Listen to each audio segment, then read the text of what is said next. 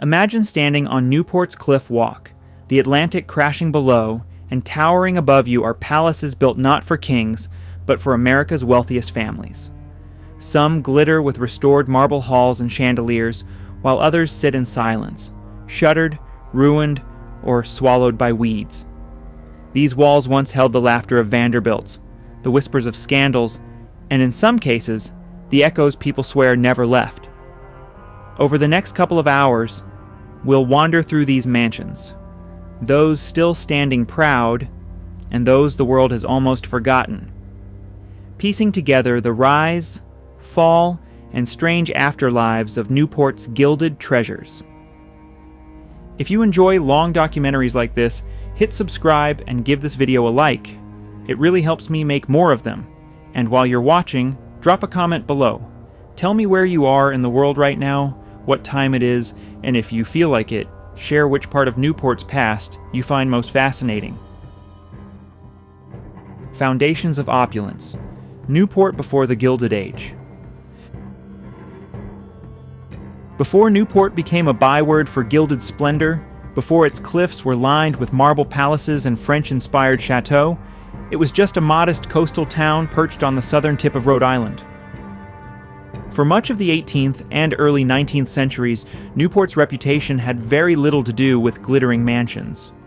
It was a town of whalers, fishermen, and merchants, whose economy rose and fell with the tides of the Atlantic. Ships left its harbor carrying rum and molasses, and during the colonial period, it was even a hub of the triangular trade. But like the sea that defined it, Newport's fortunes were unpredictable. By the early 1800s, Newport was nearly forgotten compared to Boston or New York. Its golden era as a port city had faded after the American Revolution, and it could have remained a quiet backwater, a place of shipyards and weathered wooden homes.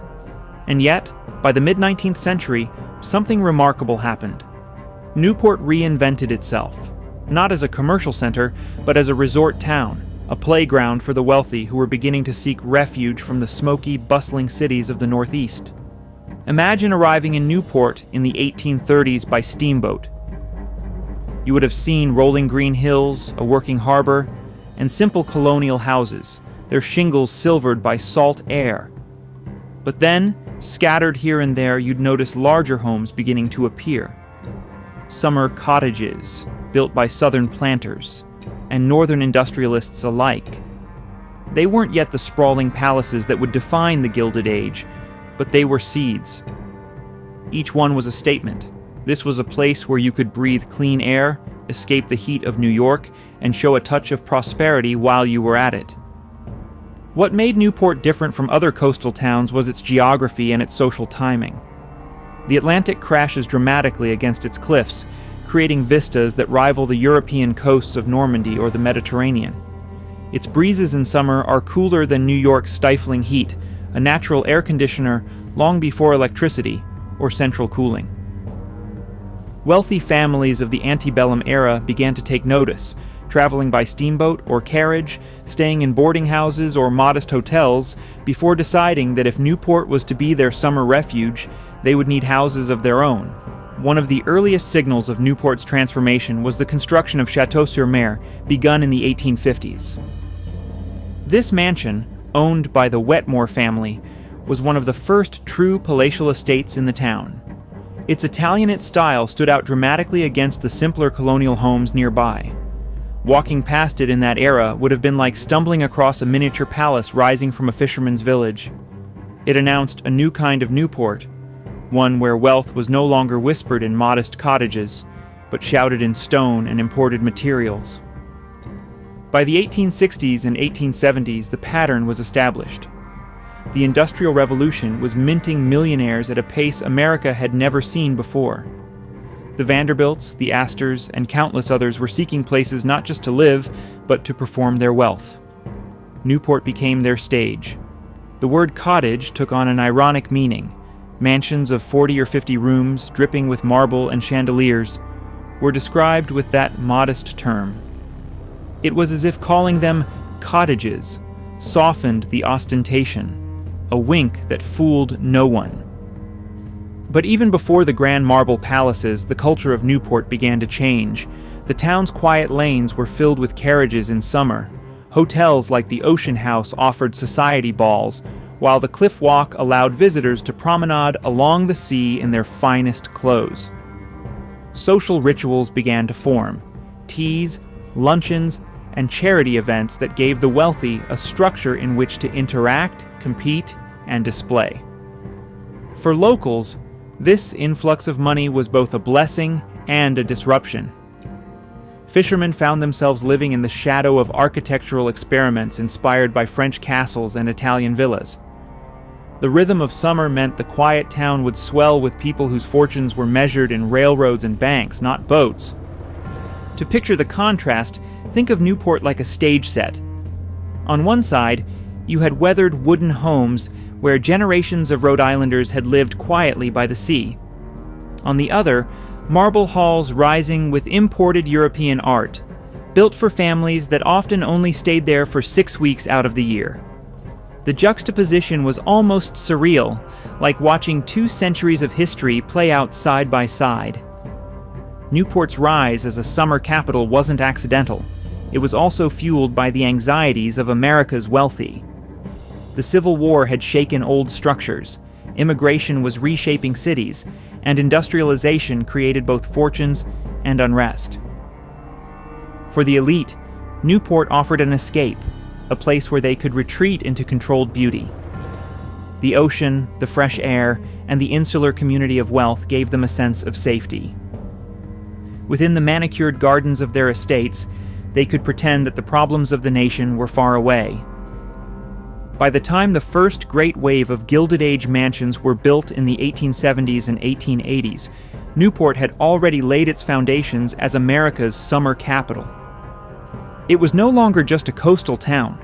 It was a theater for ambition. The streets, once filled with fishermen and sailors, now echoed with the sound of society orchestras. The cliffs, once dotted with lighthouses and modest cottages, now bristled with imported marble and French windows.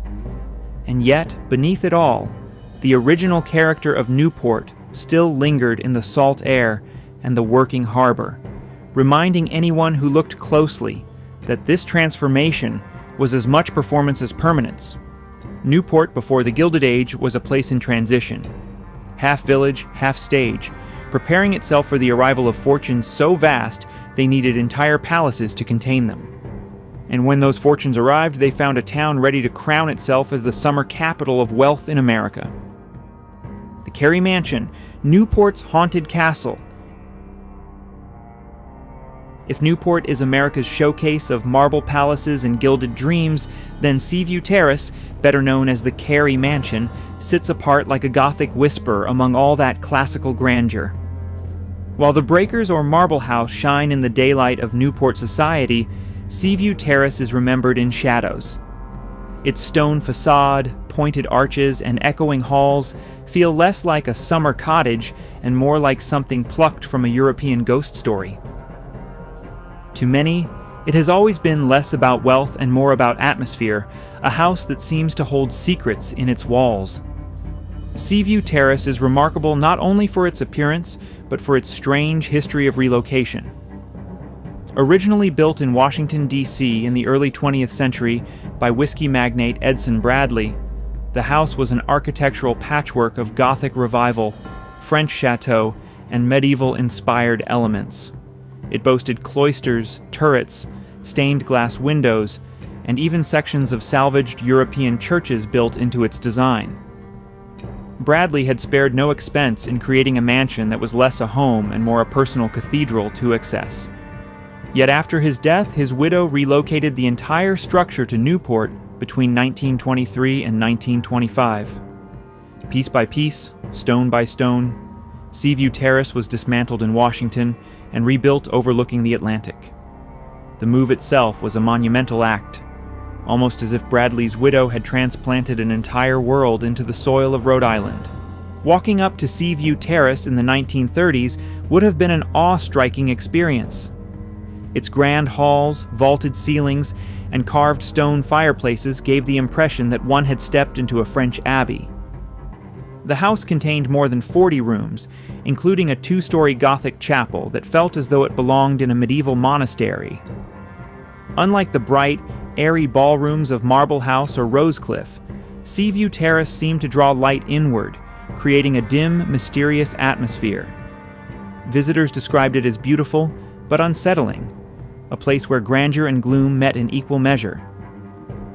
By mid-century, the mansion had begun to fall into decline. Unlike the Vanderbilts or Astors, the Bradley family did not have the generational wealth to maintain such an enormous estate indefinitely. After changing hands several times, it eventually became associated with a very different kind of fame. In the 1960s, Seaview Terrace was immortalized on television as the fictional Collinwood Mansion in the Gothic soap opera Dark Shadows. For millions of Americans, the opening credits of the show, with waves crashing against the cliffs and the camera sweeping across Seaview Terrace, cemented the mansion as a haunted icon. Suddenly, what had once been a personal retreat for one family became one of the most recognizable haunted houses in America's imagination. This association with Dark Shadows reshaped the house's identity. Unlike Marble House, forever linked with suffrage leader Alva Vanderbilt, or the Breakers, synonymous with Vanderbilt excess, Seaview Terrace became the house of ghosts, vampires, and Gothic drama. Tourists came to Newport not only to see the splendor of the Gilded Age, but to catch a glimpse of the haunted castle from their television screens. It was no longer just architecture, it was myth. A place that seemed destined for rumors of hauntings, whispers of hidden passageways, and the sense that it was alive with something beyond history. In truth, Seaview Terrace was also alive with struggle. Maintenance on such a massive property proved daunting, and unlike some other Newport estates, it was not immediately preserved as a museum. In the latter half of the 20th century, the mansion fell into disrepair, its stonework crumbling, its interiors worn down by time and neglect. For a period, it housed classrooms for Salve Regina University, students sitting in what had once been Gothic chapels and cavernous dining halls. Imagine the surreal experience of taking a lecture on literature in a room that looked more suited for monks or ghosts than for college students. Today, Seaview Terrace still carries the aura of mystery. While some Newport mansions glitter with restored chandeliers and manicured lawns, Seaview feels half forgotten, its grandeur softened by ivy and salt air. Passers-by describe it as both enchanting and unsettling, a reminder that not all mansions were built purely for glittering summer balls. Some, like Seaview Terrace, were built as statements of taste, eccentric, Gothic, even brooding. To see it now is to understand the dual face of Newport's mansion era.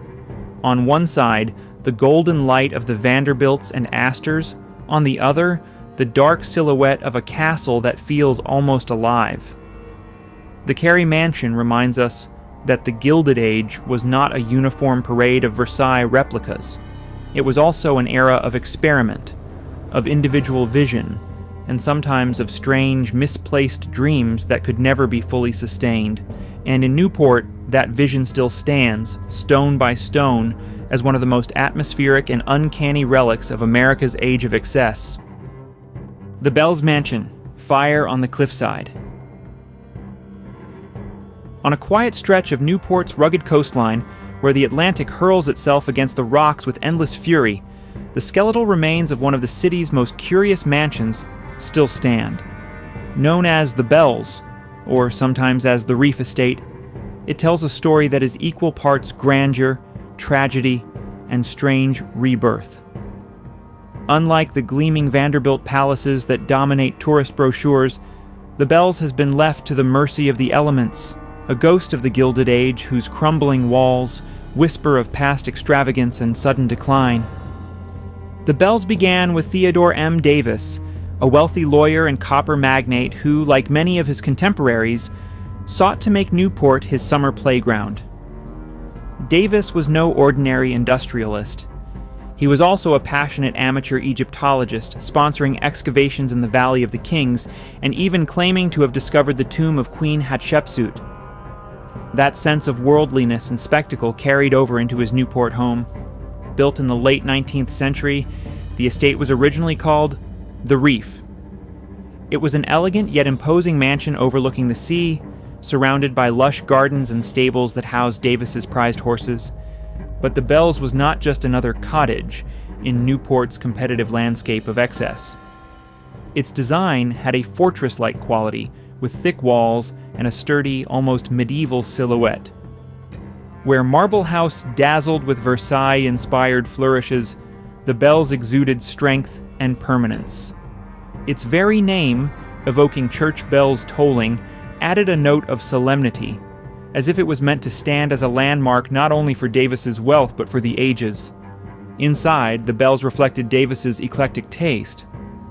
Visitors described large rooms decorated with art collected from his travels, particularly Egypt, where he had spent years sponsoring digs and acquiring artifacts.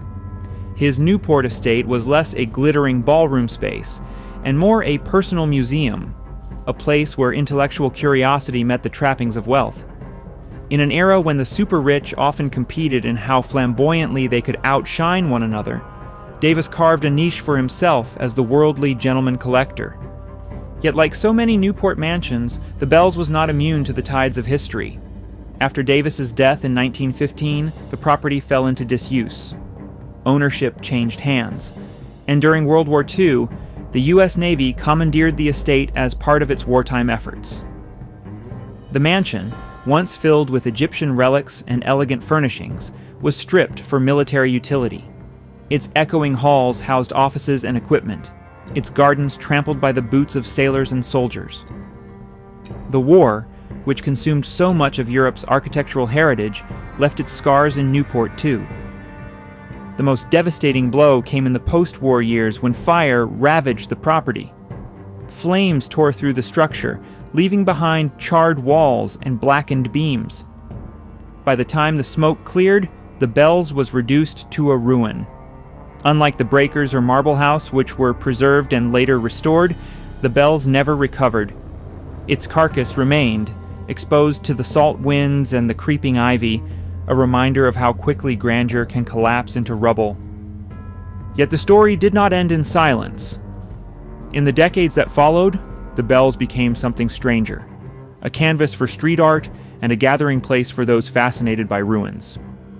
Local artists painted murals on its surviving walls, splashing color across its gray stone bones. Teenagers dared each other to sneak inside at night, trading ghost stories of Davis's spirit, or whispering about Egyptian curses following him home from the Valley of the Kings. What had once been a stage for Gilded Age luxury was now a playground for counterculture, a place where Newport's youth left their marks in spray paint instead of marble. There is something uniquely haunting about walking past the Bells today. Unlike Newport's polished mansions where docents explain the lives of Vanderbilts under glittering chandeliers, the Bells offers no guided tours. It stands in ruin, open to the wind, the sea, and the imagination. Its scorched walls feel almost romantic, like the remnants of a medieval abbey in Europe, and in its decay, it tells a different kind of story about Newport, one not of endless wealth preserved, but of the impermanence of fortune, the way even the grandest homes can be swallowed by time and accident. The Bells contrasts sharply with its neighbors. Just down the coast, the Breakers rises in triumphant order, its marble restored and its lawns manicured as though the Gilded Age never ended. The Bells, meanwhile, slumps in silence, its legacy carried not by official preservation societies, but by the graffiti artists who treat its ruins as an open-air gallery. In this way, it speaks to both the fragility and resilience of Newport's architectural legacy. Not every mansion survives intact, but each one leaves a mark on the landscape and on those who encounter it. Picture standing before it on a foggy evening. The Atlantic churns just beyond the cliffs. Gulls wheel overhead, and the ruin looms like a broken tooth against the sky. You can almost hear the echo of horses in the stables, the murmur of guests in its great halls, the clink of glasses raised by Davis himself. And then, in the silence, you see the paint and murals left by modern hands, proof that even in ruin, the Bells continues to inspire creativity, curiosity, and myth. The Reef Estate, the Bells, whatever name it bears, is perhaps Newport's most unusual mansion, not for its riches, but for its survival in fragments. It remains a cliffside reminder that every era of grandeur carries within it the seeds of decline, and that sometimes the ruins tell stories as powerful as the palaces still standing. Belcourt Castle, horses, Gothic grandeur, and eccentric living. If Newport's mansions were stages upon which the Gilded Age elite played out their fantasies, then Belcourt Castle was perhaps the most eccentric script of them all. Where the Vanderbilts built grand ballrooms for society's approval, and the Astors filled their halls with the rituals of social hierarchy, Belcourt seemed to follow a more personal vision, less about impressing everyone else and more about indulging its owner's whims. It is a mansion that, from the very beginning, was designed to defy convention. Belcourt was commissioned in 1891 by Oliver Hazard Perry Belmont, a man whose very name dripped with aristocratic resonance. A member of the wealthy Belmont family, who made their fortune in banking and finance, Oliver had been raised in privilege, but cultivated his own passions, particularly for horses. And so, when he hired the famed architect Richard Morris Hunt, who also designed the breakers, Belmont did not ask for a copy of Versailles to dazzle dinner guests. He asked for a mansion that would center his true love, his stables. The result was unlike anything else in Newport. While other mansions placed grand entrances and ballrooms front and center, Belcourt's main floor was dominated by stables for Belmont's prized thoroughbreds. Imagine stepping into a Newport mansion not to find chandeliers and marble staircases, but polished stalls and the smell of hay mingling with French Gothic arches. Belmont's horses lived in greater style than many people of the era, surrounded by stained glass windows, fine woodwork, and carvings that made their stable feel like a cathedral. Guests at parties were often led first to see the horses, as if they were the true royalty of the house.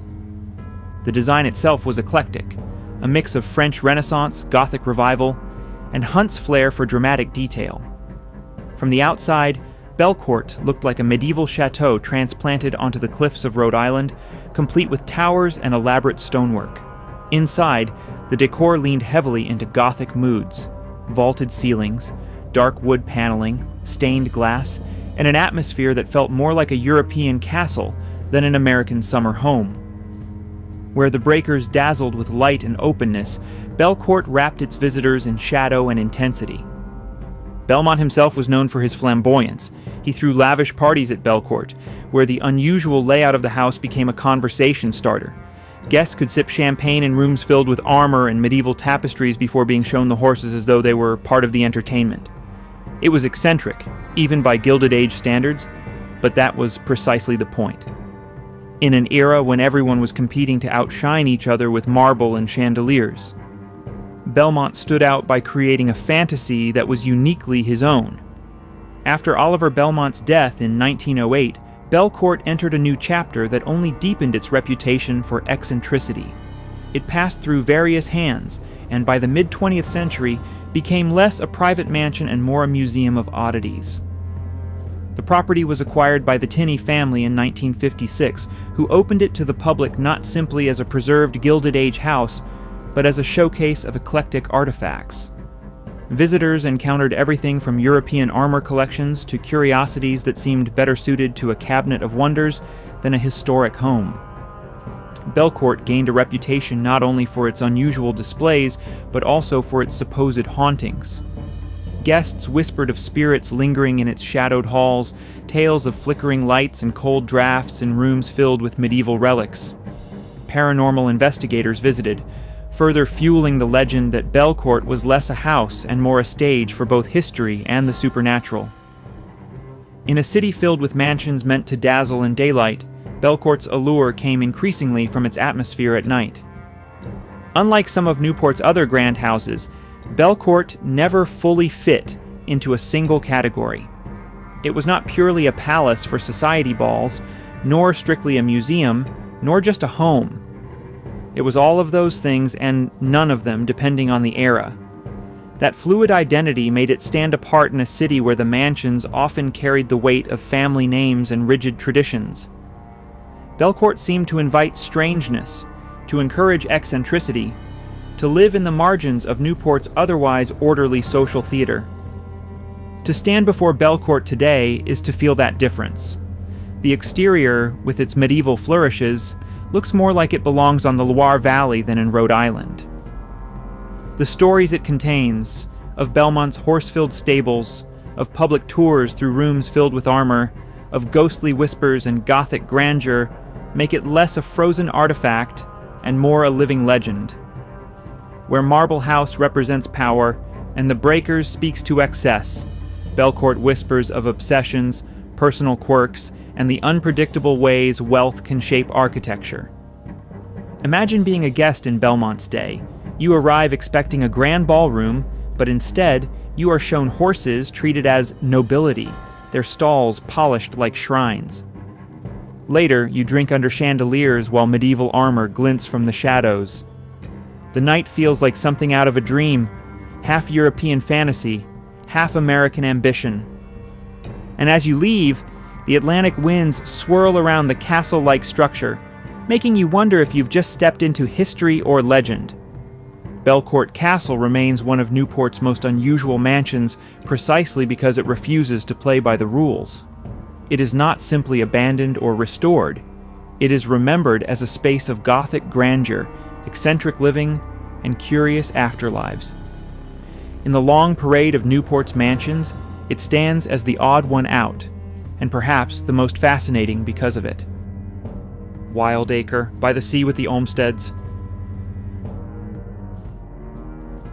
If most Newport mansions seem designed to overwhelm with marble, chandeliers, and a cascade of European styles, Wildacre offers something different. Perched quietly by the sea, it is not the largest or most ostentatious of the Newport estates, but it holds a rare distinction. It represents a harmony between architecture, landscape, and family legacy. Wildacre is one of those houses that whispers instead of shouts, and in doing so, it tells us something profound about how wealth could be expressed in ways beyond sheer spectacle. Built in 1885, Wildacre was commissioned by the industrialist George R. Fearing and designed by Peabody and Stearns, one of the most prominent architectural firms of the Gilded Age. But the true magic of Wildacre lies not only in its shingle-style architecture, a uniquely American form that embraced wood shingles, asymmetry, and a kind of rustic elegance, but also in its surrounding landscape, crafted by none other than Frederick Law Olmsted, the father of American landscape architecture. Olmsted, famous for designing New York's Central Park, sought to blend Wildacre into its natural setting rather than impose upon it. This was an unusual choice in Newport, where many of the grand houses seemed determined to dominate their environment. The Breakers, Marble House, Rosecliff, all are spectacles rising above their lawns like palaces imported from Europe. Wildacre, by contrast, sits gently on the land, its shingles weathered by the salt air, its grounds rolling naturally toward the ocean. Olmsted designed the landscape to enhance the feeling of seclusion, with winding paths and plantings that framed the sea like a living painting. Walking its grounds felt less like striding onto a stage and more like wandering into a private sanctuary. The house itself reflects the shingle style's emphasis on blending indoors and outdoors. Rooms flow into verandas, windows frame ocean views, and the materials feel organic rather than imposed. In this way, Wildacre represents a different kind of Gilded Age dream. Not a castle of excess, but a seaside retreat where nature and architecture worked in concert. It was the sort of place where one might spend long afternoons reading on a porch, or hosting intimate gatherings, rather than dazzling hundreds with a society ball. But as with all Newport mansions, the story of Wildacre is not only one of design, but also of family. The estate became tied to the Ulrichs family, one of Newport's most notable clans, known for their connection to Rosecliff and their presence in high society. Through marriages and inheritances, Wildacre found itself within the larger web of Newport's dynasties, its quiet elegance standing in contrast to the flamboyance of its neighbors. It was a house that could accommodate privilege without demanding spectacle, a place where family ties could play out against the steady rhythm of the sea. Preservation, however, would not come easily. Unlike Marble House or the Breakers, which became near-instant icons of excess worth saving, Wildacre's subtlety made it vulnerable. Throughout the 20th century, as Newport's economy shifted and many mansions fell into decline, Wildacre faced the threat of being lost. Preservationists argued that its architectural and landscape significance, particularly the Olmsted connection, made it a treasure equal to its flashier peers. Battles over its upkeep and future ownership underscored a broader truth about Newport. Not all mansions survived because of their size or their fame. Some survived because people fought for them. Standing at Wildacre today, one can sense that it belongs to a different rhythm of the Gilded Age. Imagine walking the grounds in the late 19th century. The salty wind blowing through the grasses, the clap of waves against the rocks, and the house itself rising not as a fortress, but as a companion to the landscape. Guests would wander through Olmsted's paths, perhaps pausing at a bench designed to frame the horizon. Inside, the wood-paneled rooms would glow warmly against the Atlantic chill, offering comfort rather than spectacle. In this way, Wildacre represents an alternate thread of Newport's story. It was not just about wealth displayed, but wealth expressed through restraint, through harmony with nature, through a belief that luxury could mean quietude as much as grandeur. For those used to the towering presence of the Breakers or the polished Versailles mimicry of Marble House, Wildacre must have felt almost radical in its understatement. Yet, this understatement is precisely what has made it significant. In a city where so many mansions risk becoming caricatures of excess, Wildacre stands as proof that the Gilded Age contained multitudes. It was an age not only of glitter and marble, but also of experiments in how to live, how to shape space, how to balance human ambition with natural beauty. Olmsted's touch, visible in every curve of the landscape, reminds us that the Gilded Age was not just about conquering nature with stone, but sometimes about bending wealth to serve the poetry of place. To see Wildacre is to glimpse a Newport that might have been one less about spectacle, more about subtlety, a Newport where mansions could be sanctuaries instead of stages. And in that rare balance, Wildacre has etched itself into the city's legacy as one of its most quietly powerful estates. Beechwood, the Astor's social theater.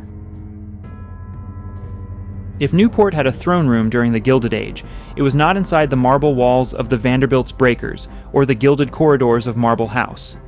It was within the Italianate villa known as Beechwood, where Caroline Webster Schermerhorn Astor, the Mrs. Astor, reigned as the undisputed queen of New York and Newport society. While other mansions dazzled with architecture, Beechwood's power came from something less tangible, but far more potent. It was the stage where social hierarchy was performed, negotiated, and enforced. Built originally in 1851 for Daniel Parrish, a wealthy New Yorker, Beechwood was later remodeled and expanded by architect Richard Morris Hunt in 1881, specifically to meet Mrs. Astor's demands. Hunt, who would go on to design Marble House and the Breakers, created a home that balanced elegance with social functionality. Beechwood was not meant to outshine in size. It was relatively modest compared to Vanderbilt estates, but to command in purpose. Its ballrooms, dining spaces, and gardens were arranged with one central idea: to be the setting for the most exclusive social events in America. Caroline Astor ruled society through what became known as the 400, a reference to the roughly 400 individuals deemed acceptable for her guest lists. To be invited to Beechwood was to be stamped with approval, to have your name etched into the social fabric of the elite. The ballroom of Beechwood, though smaller than the Breakers' grand halls, was the true crucible of status. It was here that one's lineage, wealth, and manners were tested under Mrs. Astor's gaze. As contemporaries noted, she was less interested in new money flaunting itself than in carefully preserving the traditions of old money society. Imagine the scene on a summer evening in the 1880s. Gas lamps glowed, carriages pulled up to Beechwood's entrance, and guests in diamonds and silk stepped into the ballroom. The orchestra swelled, but everyone's attention ultimately drifted to Mrs. Astor, seated like a monarch, her presence a silent reminder that power in America was not just measured in millions of dollars, but in who held the keys to social acceptance. Conversations were not idle. They were performances, each word weighed for propriety. To dance at Beechwood was not merely to dance. It was to step onto a stage where your reputation might be made or destroyed. In this sense, Beechwood was less a house than a theater.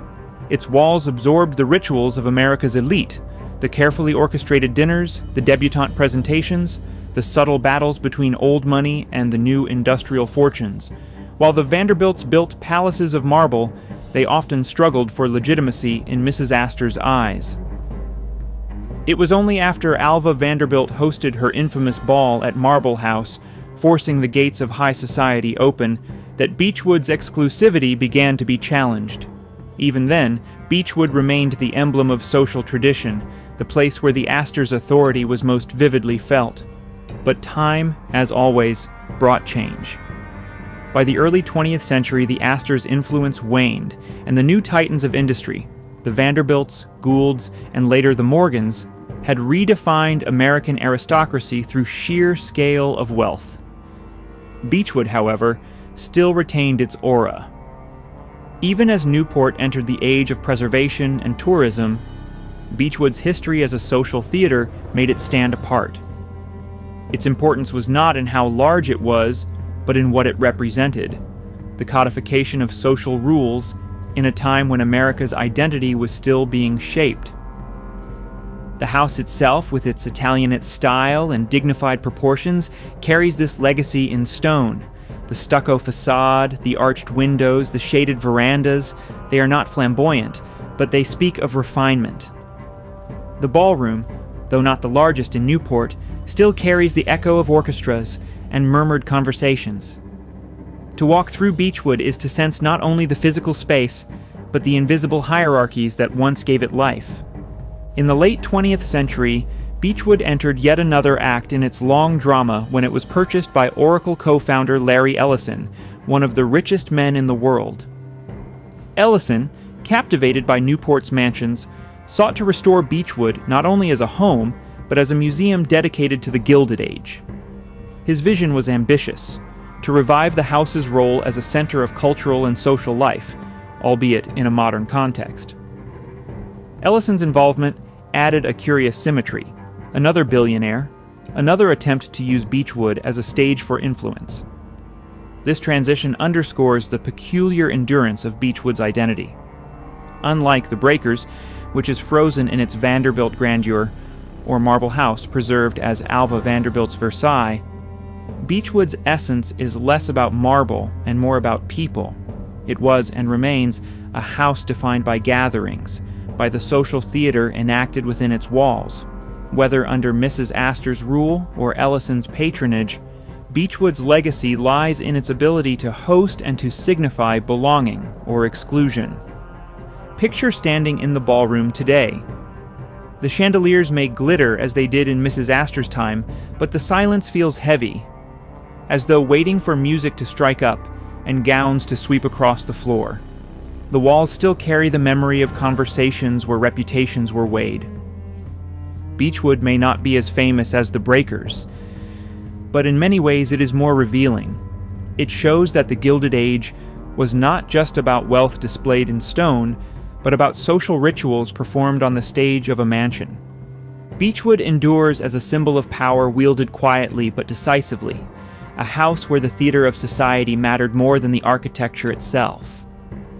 And in Newport, where palaces compete for grandeur, Beechwood's true brilliance lies in the invisible authority that once pulsed through its walls. Marble House, Alva Vanderbilt's palace of feminist power. Among all of Newport's glittering cottages, few capture the contradictions of the Gilded Age more powerfully than Marble House.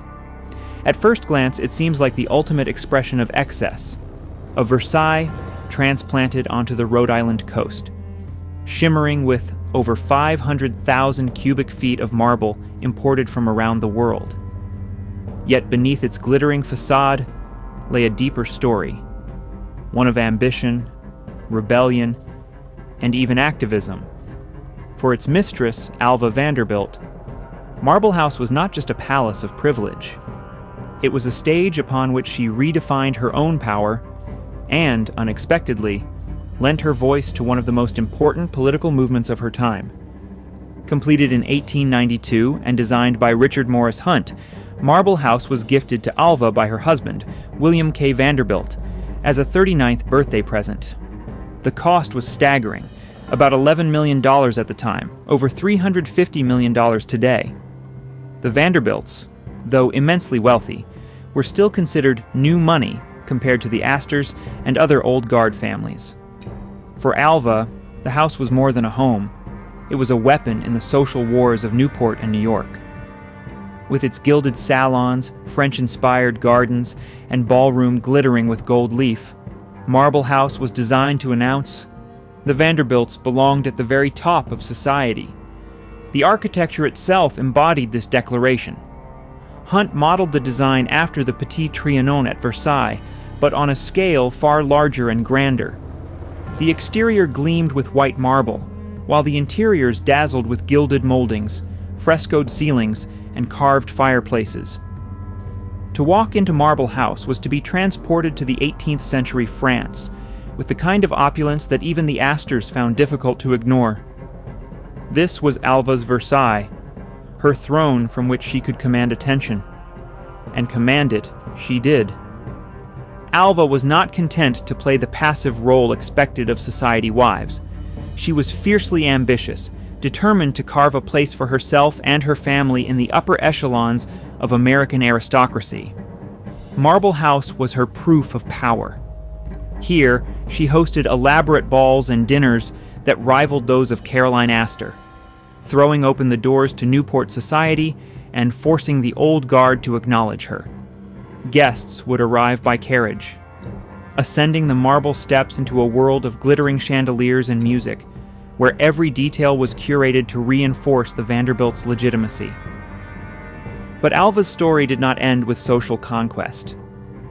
In the years following her divorce from William, a bold and scandalous act at the time, she began to use her platform for causes that extended beyond personal ambition. By the early 20th century, Alva had become a prominent supporter of women's suffrage, and Marble House, once a stage for her social battles, became a stage for political ones.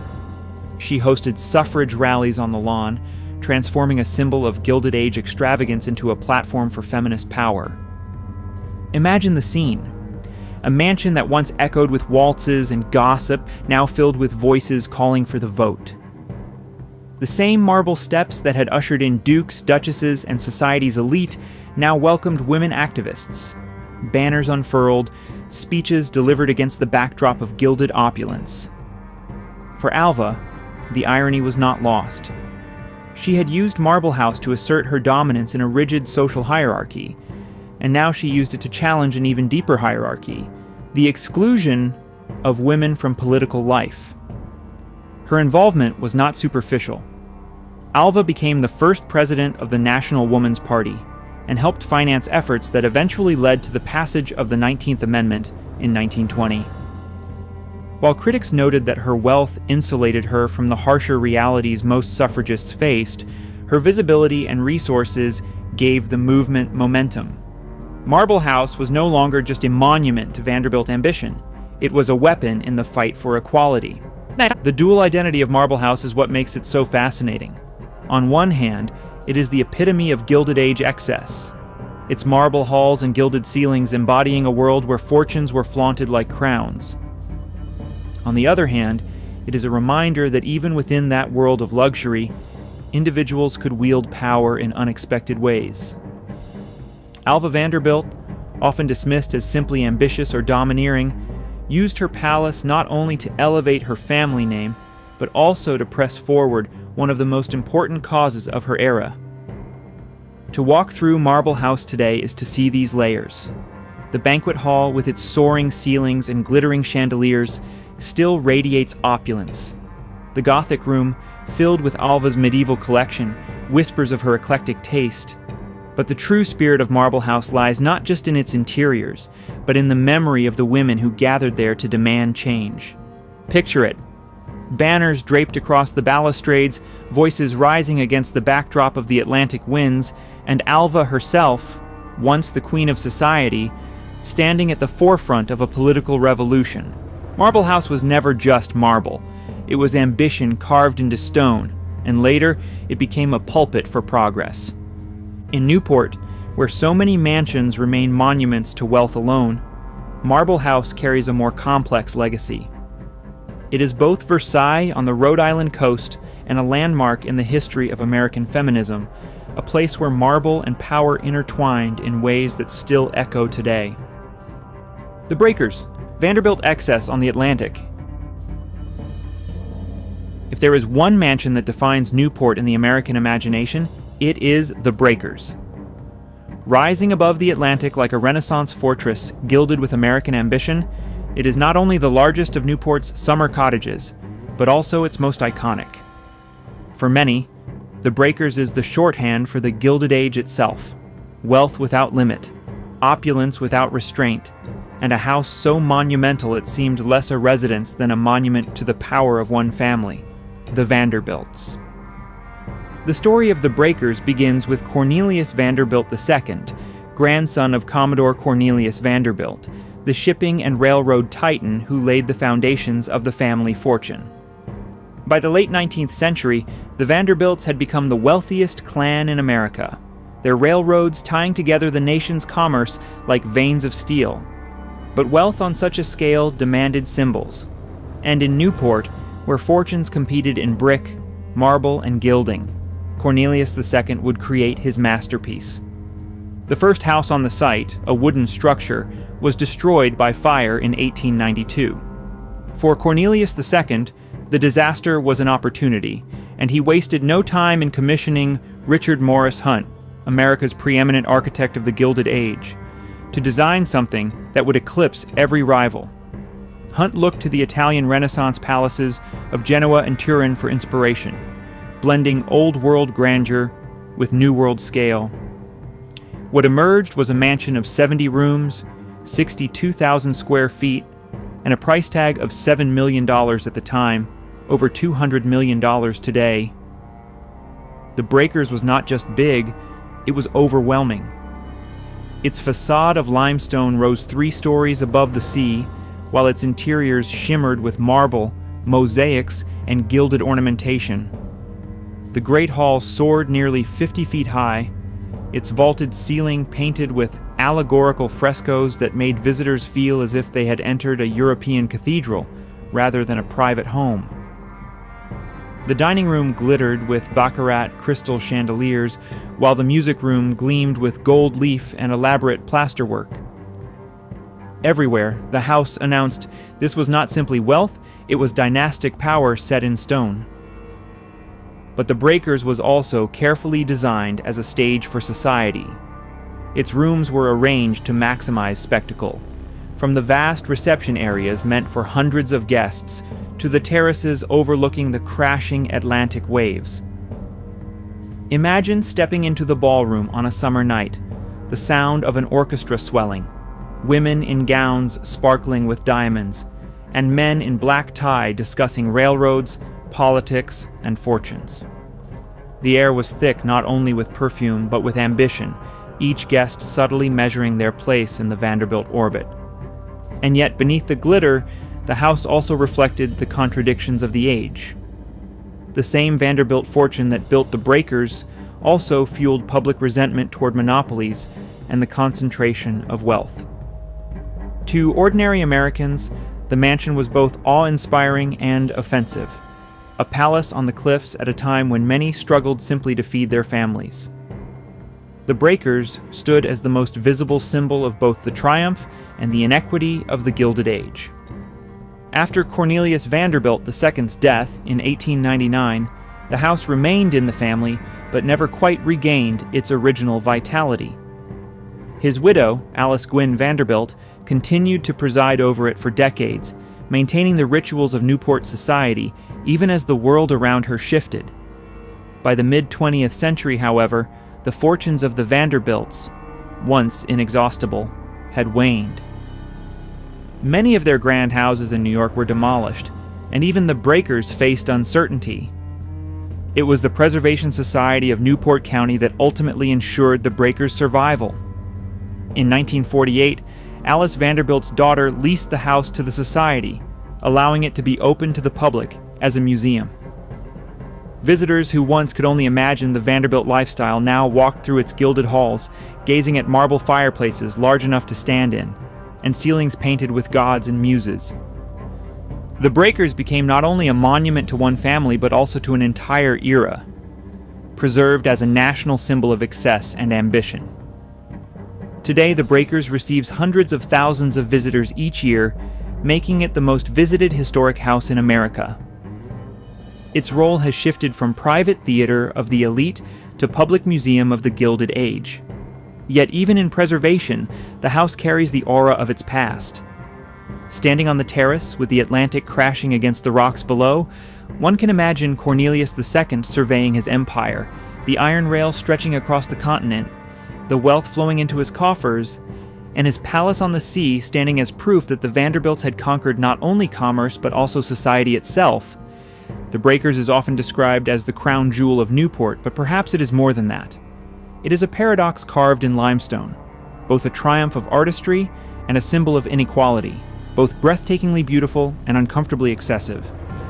To step inside is to feel the awe of marble and gilding, but also to sense the weight of history pressing down, the reminder that behind every chandelier and fresco were railroads, laborers, strikes, and fortunes built on the sweat of countless others. More than a century after its construction, the breakers still looms over Newport like a fortress of ambition. It is, in every sense, the mansion that defines the Gilded Age, unrestrained, unapologetic, and unforgettable. Rosecliff, the house of parties and Hollywood dreams. If the Breakers was Newport's cathedral of power and Marble House its Versailles of ambition, then Rosecliff was its ballroom of dreams. Built not to intimidate but to enchant, Rosecliff embodies the romance and spectacle of Newport society at its most theatrical. From glittering soirees to film crews capturing Gatsby-era magic, the mansion tells a story less about dynasties and more about delight, about how architecture, wealth, and imagination combine to create a place where reality blurred with performance. Rosecliff was commissioned in 1899 by Teresa Tessie Fair Elricks, daughter of Silver Baron James Graham Fair of Nevada's Comstock Lode.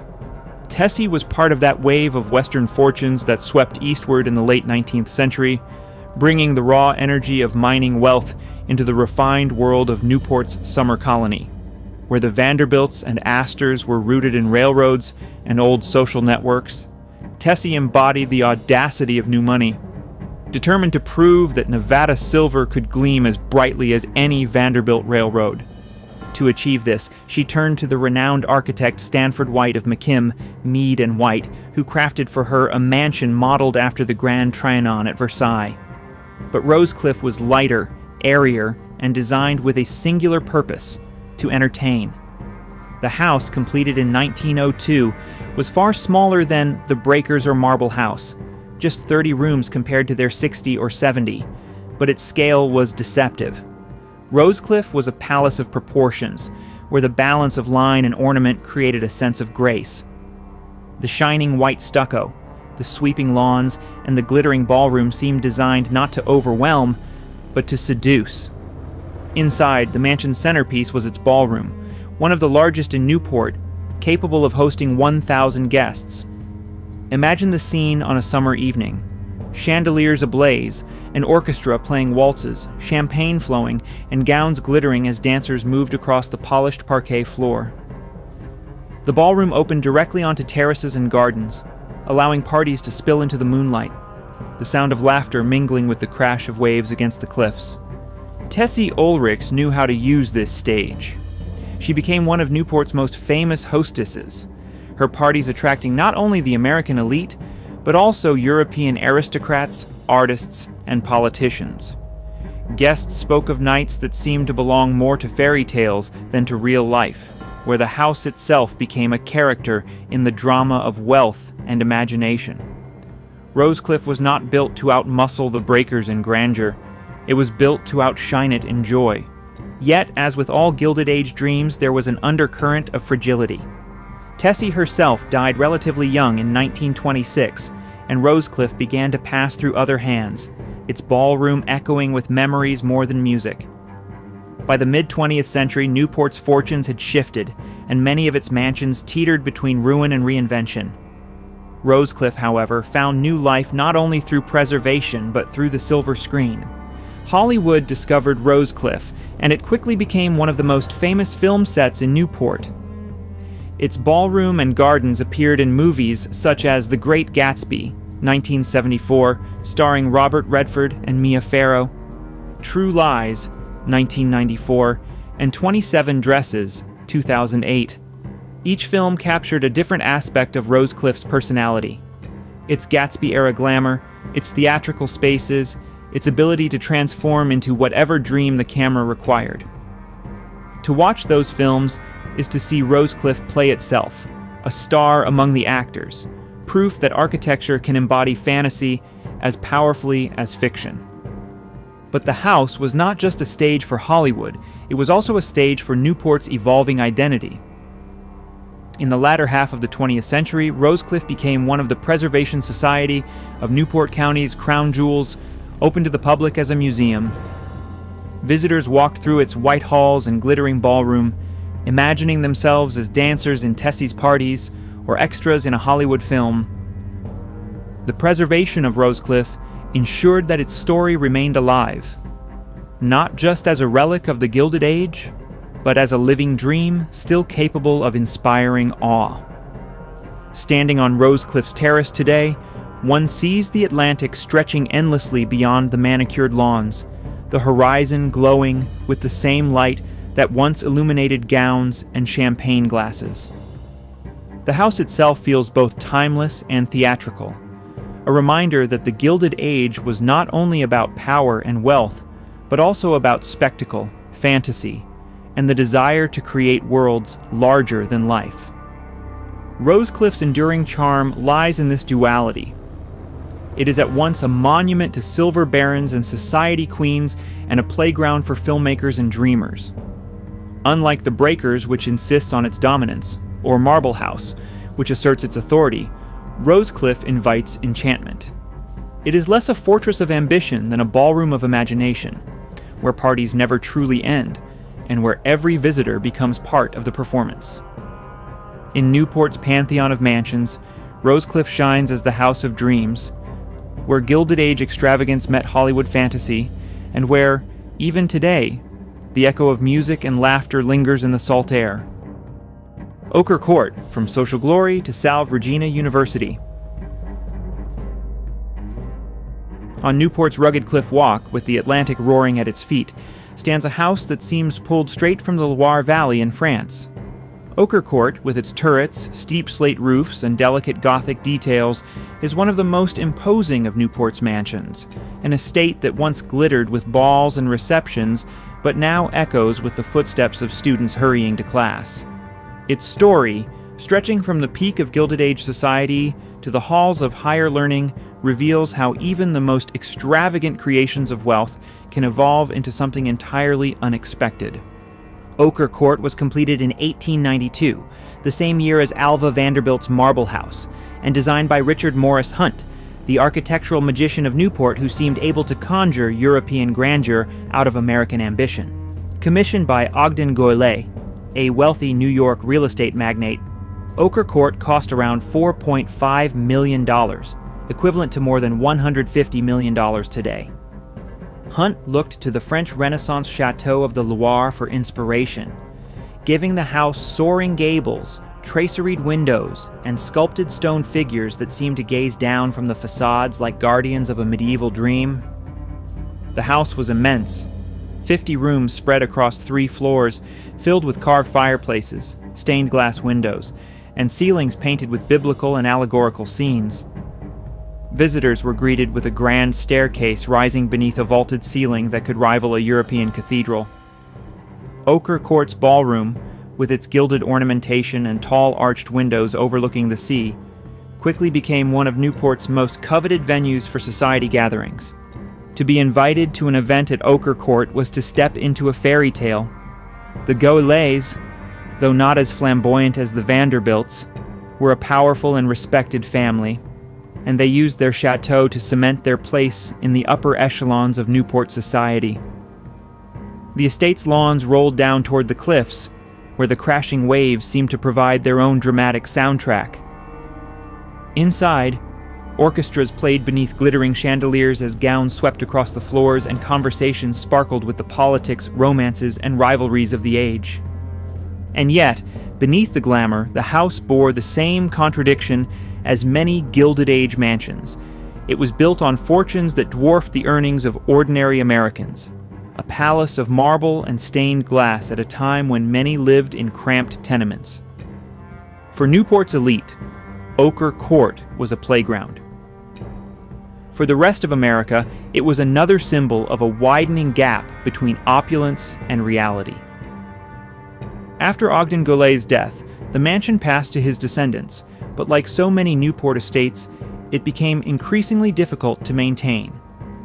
By the mid-20th century, the cost of preserving such a massive structure had become prohibitive. While Marble House and the Breakers eventually found salvation through the Preservation Society, Ochre Court's destiny took a different turn. In 1947, the Goulet family donated Ochre Court to a newly established Catholic institution, Salve Regina College, now Salve Regina University. What had once been a stage for society balls became the centerpiece of a campus dedicated to learning, a transformation as surprising as it was symbolic. Students began attending classes in rooms once filled with chandeliers and frescoes. The grand ballroom hosted dances of an entirely different kind, and the terrace overlooking the Atlantic became a favorite spot for quiet study rather than champagne receptions. The transition was not without irony. Imagine the ghosts of Gilded Age guests watching students in jeans and backpacks rushing through the halls, where once carriages deposited the cream of society. Where conversations once revolved around marriages, inheritances, and fortunes, they now concerned exams, lectures, and student life. Yet in many ways, this transformation saved Ochre Court from the fate of ruin that befell other Newport mansions. Education, not excess, preserved its walls. Today, Ochre Court serves as the administrative heart of Salve Regina University.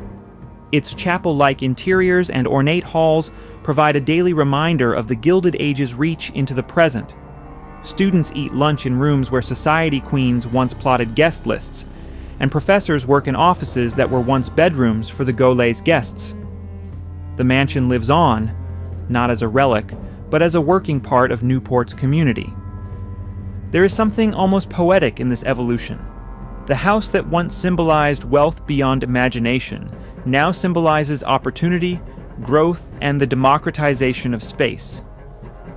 Ochre Court reminds us that the grand mansions of Newport are not frozen in amber. They continue to adapt, to find new lives beyond the glitter of the Gilded Age. Stand outside Ochre Court today and the view is as dramatic as ever, the Atlantic stretching endlessly, waves battering the cliffs, gulls circling in the salt wind. But instead of carriages rolling up, you see students crossing the lawns, books in hand, laughter carrying across the grounds. The chateau is still alive, still commanding, but its purpose has shifted from exclusivity to inclusivity. Ochre Court is a story of transformation, of how one of Newport's grandest mansions became something even more enduring than a social palace, a home for knowledge, community, and the kind of legacy that outlasts even marble. Rough Point, Doris Duke's Sanctuary of Scandal. Perched dramatically on Newport's windswept southern shore, Rough Point feels different from many of the city's other Gilded Age palaces, where the Breakers dominates with scale and Marble House dazzles with marble and gilt. Rough Point carries a quieter power. Its lines are more restrained, its stone walls grounded against the Atlantic like a medieval fortress. But within those walls unfolded a story of privilege, eccentricity, and scandal, woven around one of the most enigmatic figures of the American 20th century, Doris Duke. Rough Point was originally built in 1887 for Frederick W. Vanderbilt, a member of the family dynasty whose name defined the age. Designed by the architectural firm Peabody and Stearns, the mansion was modeled in the English manorial style, with gabled roofs, massive chimneys, and an imposing, almost brooding presence on its 39 oceanfront acres. Unlike the French-inspired glitter of Rosecliff or the Renaissance grandeur of the Breakers, Rough Point seemed designed for permanence, a house that could weather centuries of storms rolling in from the Atlantic. But the house's destiny shifted when it was purchased in 1922 by James Buchanan Duke, the tobacco and energy tycoon whose fortune reshaped the South and funded Duke University. His daughter, Doris Duke, inherited Rough Point at just 12 years old, following his death in 1925. Overnight, she became one of the richest little girls in the world, often dubbed the richest girl on Earth. Rough Point, with its sweeping lawns and Atlantic cliffs, became both her inheritance and her burden. As Doris grew, the mansion evolved with her. Unlike other Newport houses that became more like museums than homes, Rough Point remained lived in, a place where Doris installed her tastes, her quirks, and her contradictions. She filled the house with treasures collected during her extensive travels: Islamic art, Southeast Asian sculptures, Renaissance tapestries, and modern pieces side by side. The interiors became a reflection of her eclectic spirit, a cosmopolitan mix that defied the static grandeur of other Newport mansions. Yet Rough Point's reputation is inseparable from Doris Duke herself, a woman who fascinated and confounded the public. She was philanthropic, funding medical research, historic preservation, and the arts, yet also fiercely private and often embroiled in controversy. Newport locals whispered about her unconventional behavior, from her penchant for raising camels on the property to her high-profile relationships. The mansion, standing aloof against the sea, seemed to embody her mix of glamour and mystery. The most enduring scandal tied to Rough Point occurred in 1966, when Doris was behind the wheel of a station wagon that struck and killed her longtime designer and friend, Eduardo Tirella, just outside the estate's gates. The incident was ruled an accident by police, but rumors swirled for decades. Tirella had reportedly been planning to leave Doris's employ, and skeptics claimed the circumstances were suspicious. Newport society, already fascinated by Doris's eccentricities, now had a tragedy that bordered on the Gothic. Rough Point's gates, once symbols of exclusivity, became synonymous with whispers of death and cover-up. Despite the shadows, Doris continued to live and invest in Rough Point throughout her life. She resisted the trend of turning Newport mansions into static museums during her lifetime, instead keeping the estate active and personal. The gardens remained lush, the interiors vibrant with her collections, the house alive with her presence. Unlike the Breakers, which became a monument to the past, Rough Point felt like a lived-in sanctuary, eccentric, private, and very much tied to its mistress's personality. When Doris Duke died in 1993, she left Rough Point to the Newport Restoration Foundation, the organization she had founded decades earlier to save and preserve historic buildings throughout the city. Today, Rough Point is open to the public, but unlike many other mansions, it has been preserved as Doris left it.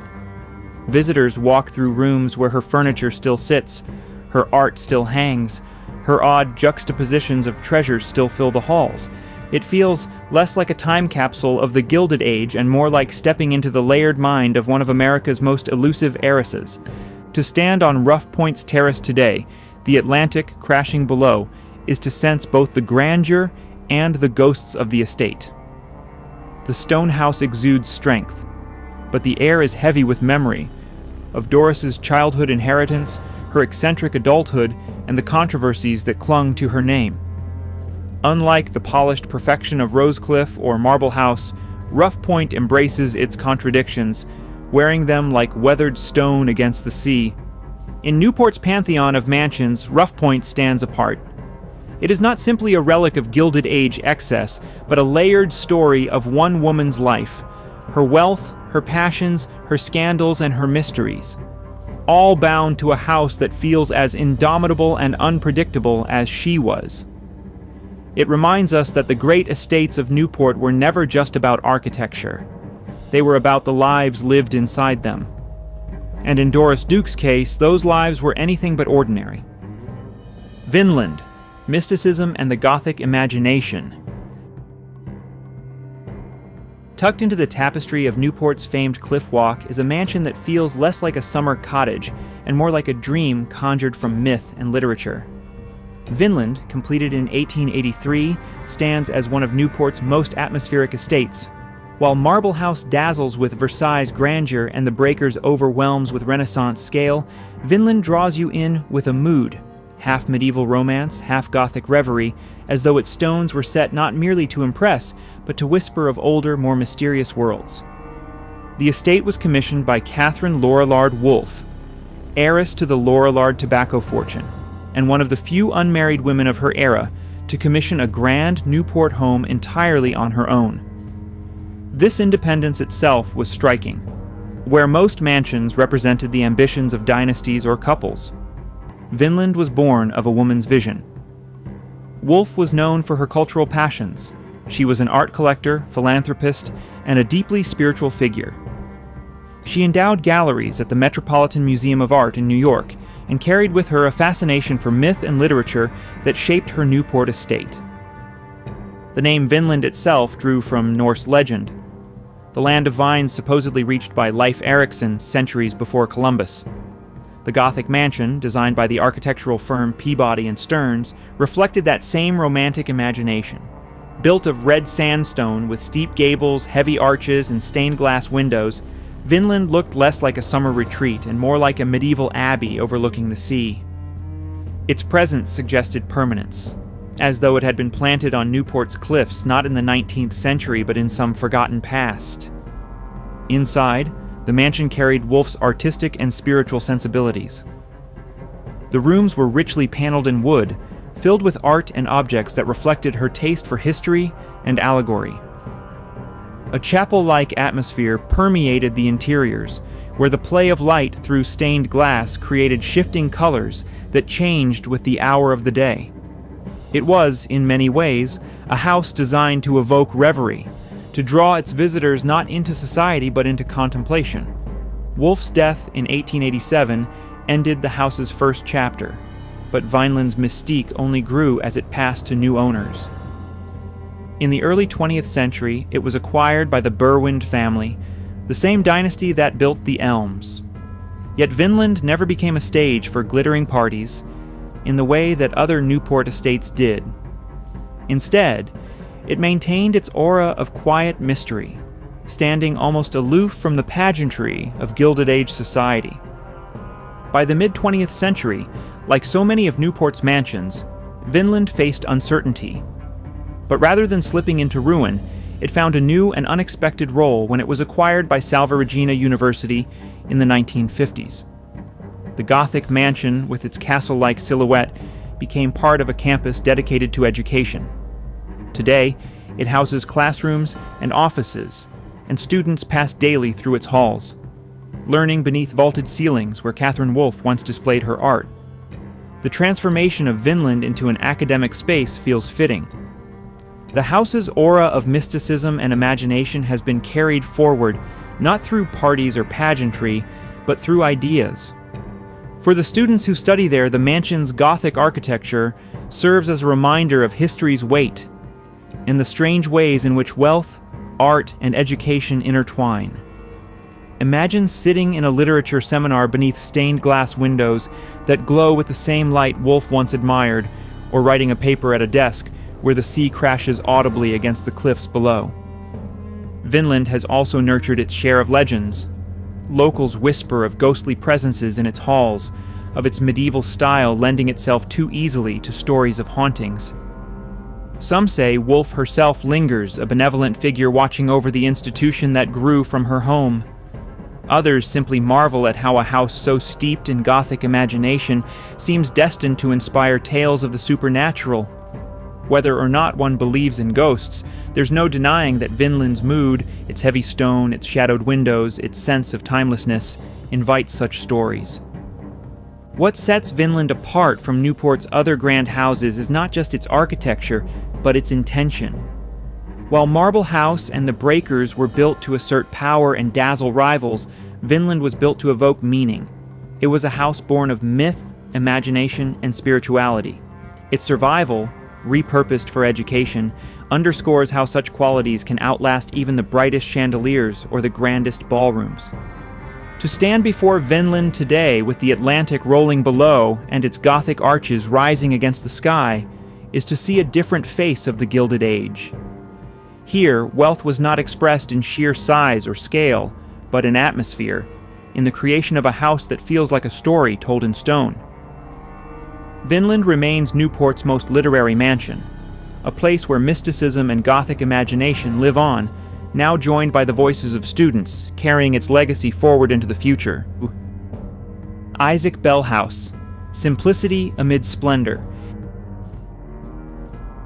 In a city where marble palaces and French chateaux rise like monuments to ambition, the Isaac Bell House stands apart. It does not glitter with gilded ceilings or overwhelm with 70-room floor plans.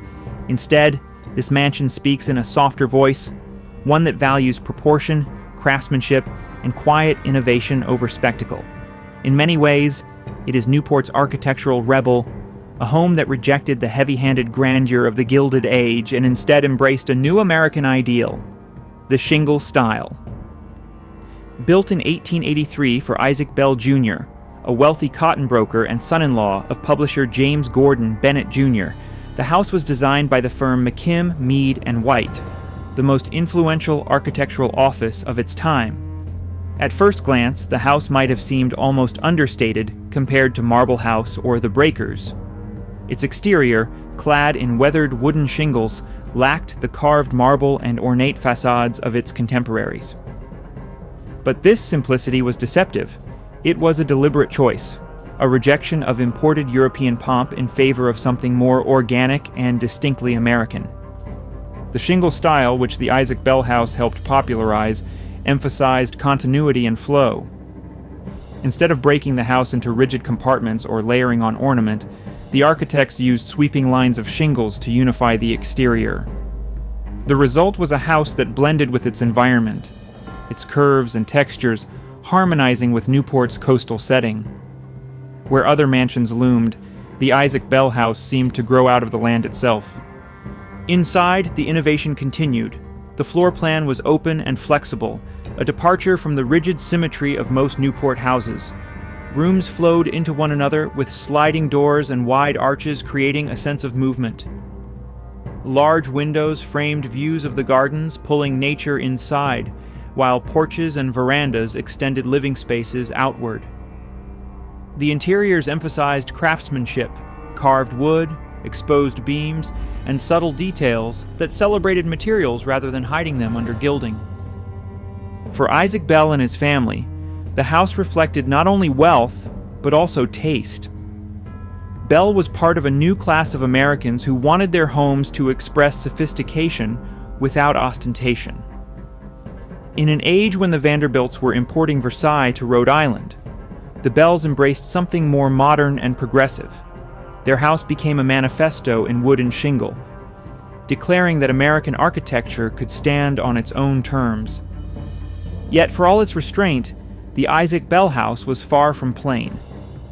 It was filled with subtle luxuries, a Japanese-inspired screen here, a Dutch-style stair hall there, an eclectic mix of global influences, woven together with elegance. Walking through its rooms in the 1880s would have been a revelation, not because of overwhelming grandeur, but because of the sense of harmony. Guests would have noticed the way light moved through the house, how spaces flowed naturally into one another, how comfort and refinement were balanced with ease. The house's importance grew not only from its originality, but from what it represented. At a time when Newport was dominated by the arms race of excess, the Astors battling the Vanderbilts for social dominance, fortunes flaunted in marble and gilt, the Isaac Bell House offered a quiet counterpoint. It was proof that luxury did not have to mean excess, that wealth could express itself in simplicity and elegance. In this way, the house became one of the most influential of its generation, a cornerstone of the shingle style that would shape American domestic architecture for decades to come. As the 20th century unfolded, however, the Isaac Bell House faced the same uncertainties as many Newport mansions. Families moved on, fortunes shifted, and the upkeep of such estates became increasingly difficult. For a time, the house slipped into neglect, its shingles weathered not by intention, but by time. Yet its architectural significance saved it. In 1996, it was acquired by the Preservation Society of Newport County, ensuring that one of America's architectural masterpieces would not vanish. Today, the Isaac Bell House stands restored, a living lesson in what the Gilded Age could have been if more families had chosen restraint over opulence. Visitors walk through its halls and marvel at its balance of simplicity and sophistication. It feels, even now, refreshingly modern, open, airy, comfortable, and deeply tied to its landscape. Unlike the Breakers, which overwhelms with scale, or Marble House, which dazzles with ornament, the Isaac Bell House disarms with grace. Imagine standing on its wide porch on a summer evening in the 1880s. The scent of the sea drifts in on the breeze, mingling with the creak of wooden shingles and the soft chatter of guests. Inside, the glow of lamplight falls on carved wood and quiet details, not gilded ceilings or marble columns. It is luxury, yes, but luxury reimagined, softer, more thoughtful, more attuned to life itself. In Newport, where excess defined an age, the Isaac Bell House remains a rare statement of restraint. It is proof that amid splendor, simplicity can speak just as powerfully, and sometimes more beautifully, than gold or marble ever could. The Elms, French Gardens and American Fortunes. Along Bellevue Avenue, where one Gilded Age palace rises after another, the Elms offers a glimpse of France transplanted to American soil. Unlike the medieval fantasy of Rough Point or the Gothic mood of Vinland, the Elms radiates clarity and order, a deliberate echo of European aristocracy reshaped by American ambition. Its facade, modeled after the Château d'Asnières outside Paris, announces refinement. But its story, like all Newport mansions, is one of money, power, decline, and improbable survival. The Elms was commissioned in 1898 by Edward Julius Berwind, a coal magnate from Pennsylvania, whose fortune was made in supplying the fuel that powered America's railroads, factories, and households. By the turn of the century, Berwind and his wife Hermione had become fixtures in Newport society, but their summer house needed to reflect more than wealth. It needed to embody culture. To achieve this, they turned to Philadelphia architect Horace Trumbauer, who designed a mansion completed in 1901 that fused old-world elegance with new-world practicality. At first sight, the Elms impresses with symmetry. Its limestone facade rises in measured harmony, each window and balustrade placed with almost mathematical precision. Inside, the house is a study in grandeur. Marble hallways, gilded salons, and ceilings painted with allegorical scenes. But perhaps the most striking feature of the Elms is what lies beyond its walls. Its gardens, among the finest examples of formal landscaping in America at the time. Modeled after 18th century French designs, the gardens were a masterpiece of geometry and spectacle. Terraces extended into sweeping lawns, fountains splashed in sculpted basins, and marble pavilions punctuated the landscape. Rare imported trees and elaborate parterres created a sense of order so precise it felt theatrical. For Berwind, the gardens were not simply decoration. They were a stage, a living canvas upon which his guests could stroll and admire both nature and his fortune. Imagine arriving at the Elms for a summer gathering. Carriages pulled up to the porte cochere, delivering guests into a hall glittering with crystal chandeliers. Dinner might be served on fine French porcelain, while chamber music filled the air. Later guests wandered into the gardens lit by lanterns, the scent of flowers mingling with sea air, fountains sparkling in the moonlight. Unlike the dramatic cliffside excess of the breakers, the Elms exuded an air of aristocratic calm, a carefully orchestrated performance of European refinement in the New World. Berwyn himself was a fascinating figure. Known as one of the most rigid and disciplined of Newport's hosts, he ran his household with the precision of a coal empire. The Elms became a place of rituals, exact dinner times, formal dress, strict adherence to hierarchy. Where Alva Vanderbilt might use her home as a platform for feminist politics, Berwyn used his to stage continuity, order, and control. His reputation for being both exacting and deeply private added an aura of formality to the estate. Yet, as with so many Newport mansions, time eventually caught up with the Elms. Edward Berwyn died in 1936, and Hermione had passed long before.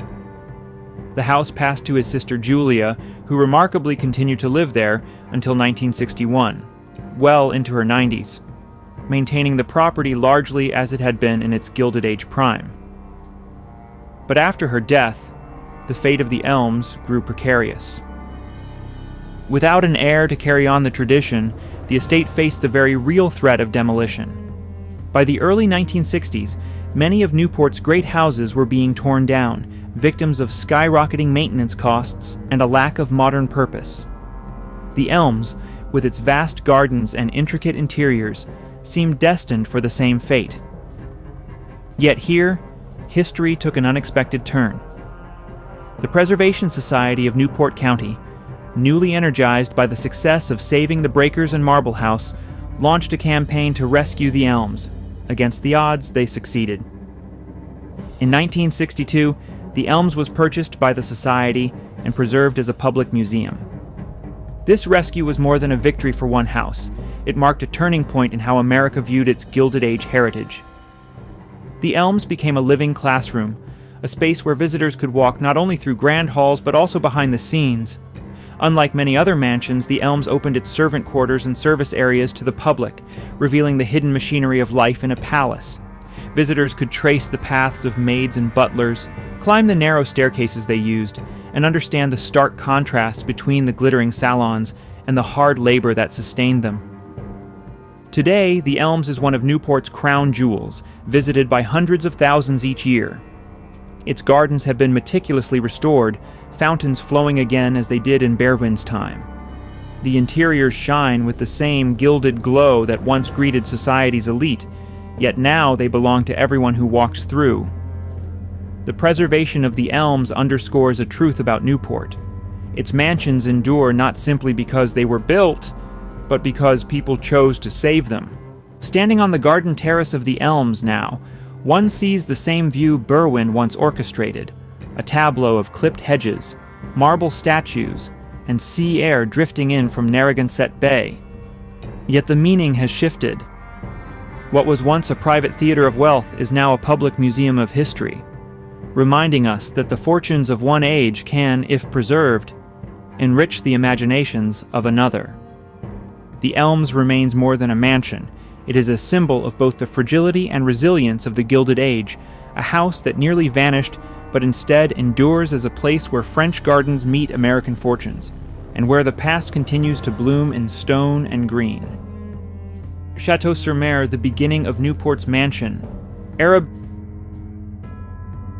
before the breakers towered over the cliffs and before Marble House dazzled with gold-leafed ceilings, Newport had Château-sur-Mer.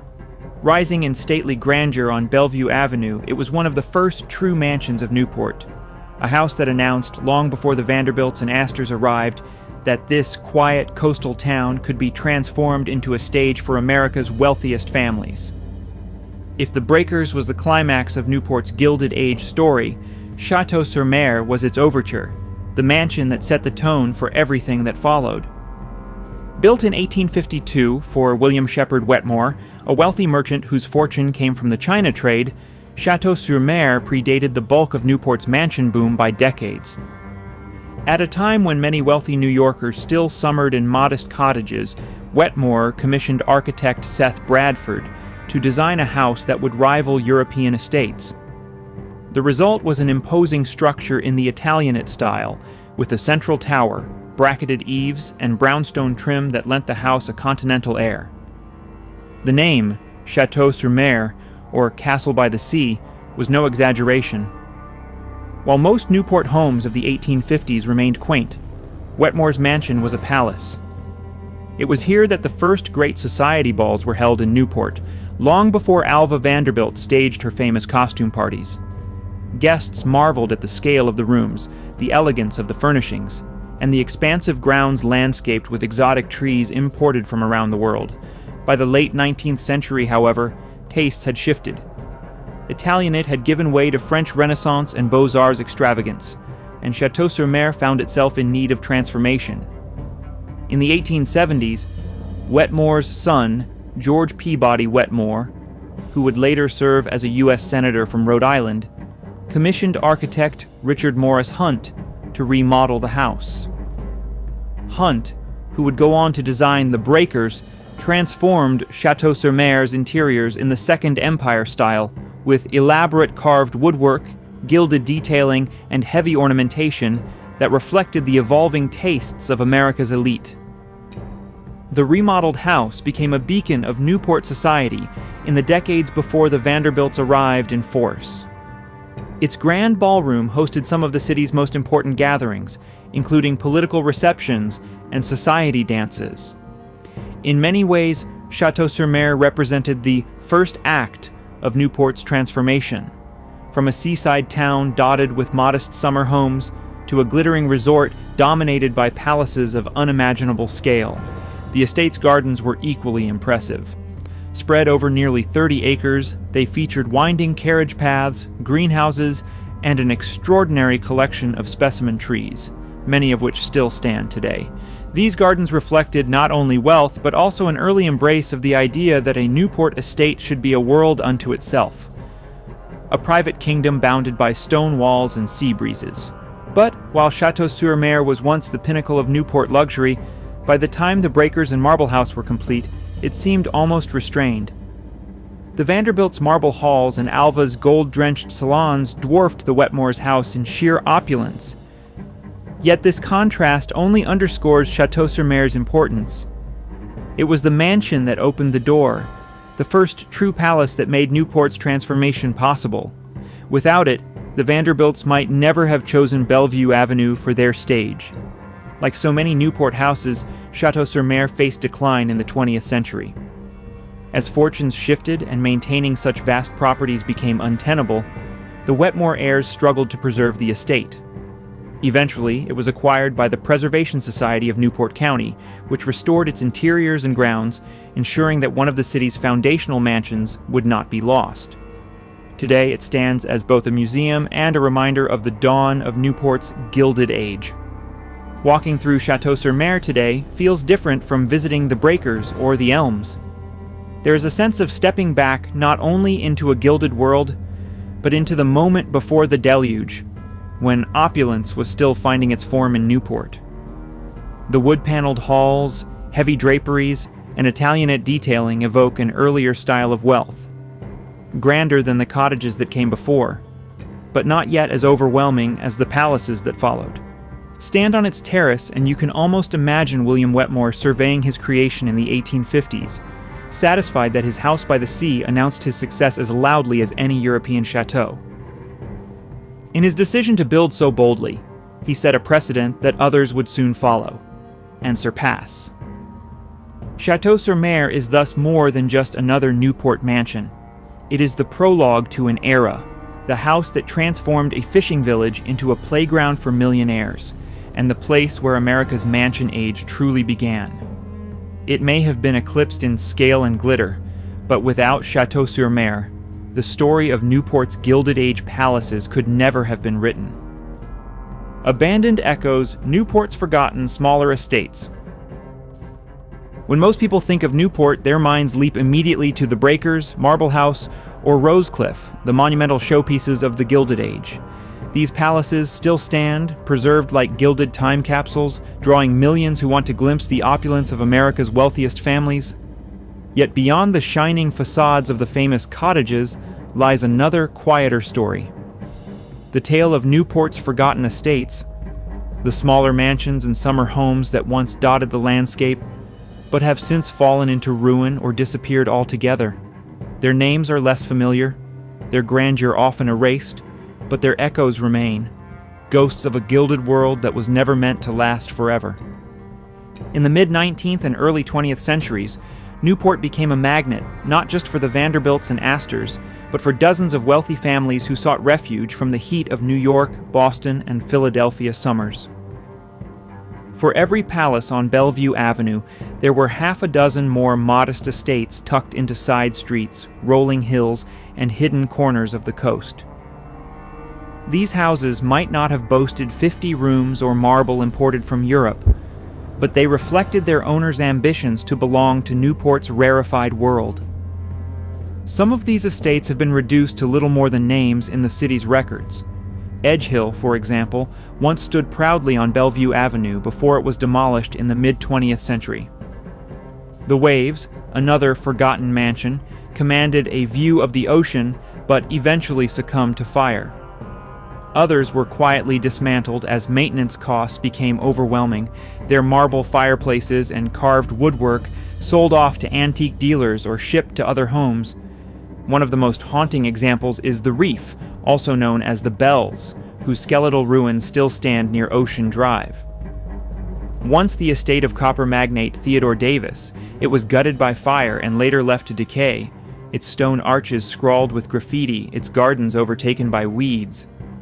It is a reminder that not all of Newport's Gilded Age wealth could withstand the relentless pressures of time, economics, and indifference.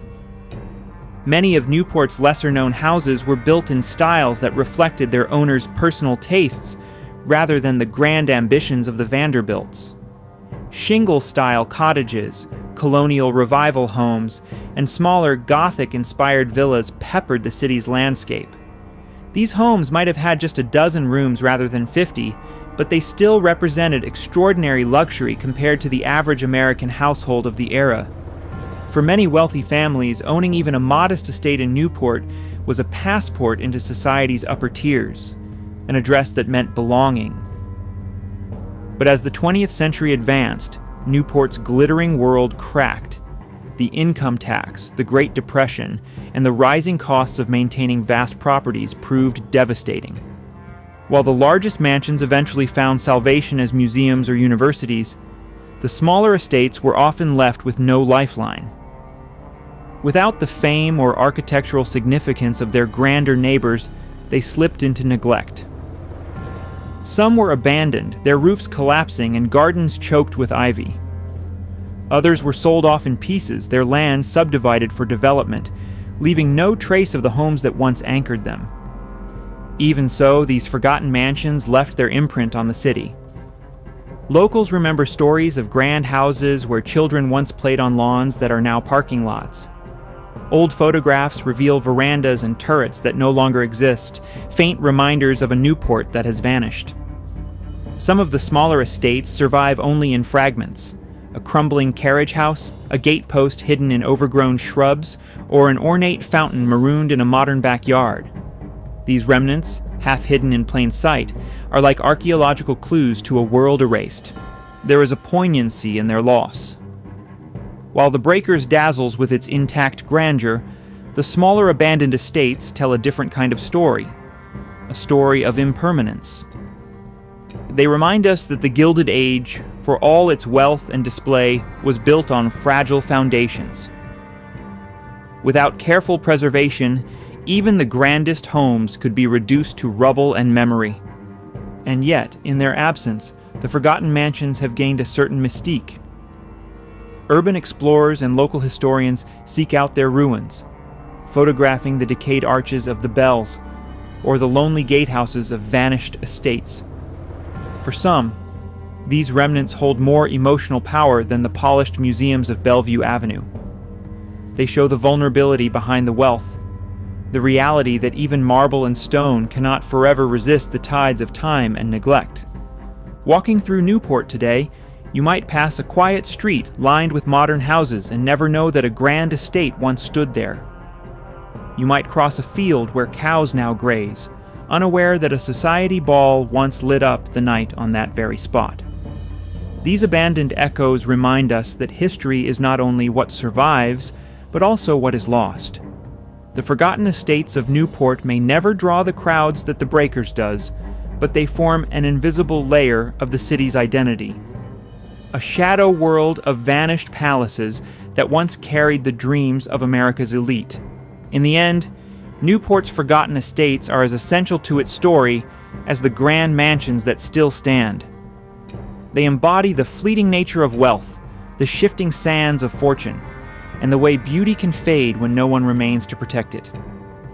Their ruins whisper that even in a city of palaces, not all could be saved, and sometimes the most powerful stories are those etched in absence. Servants' stories, the invisible workforce of Newport.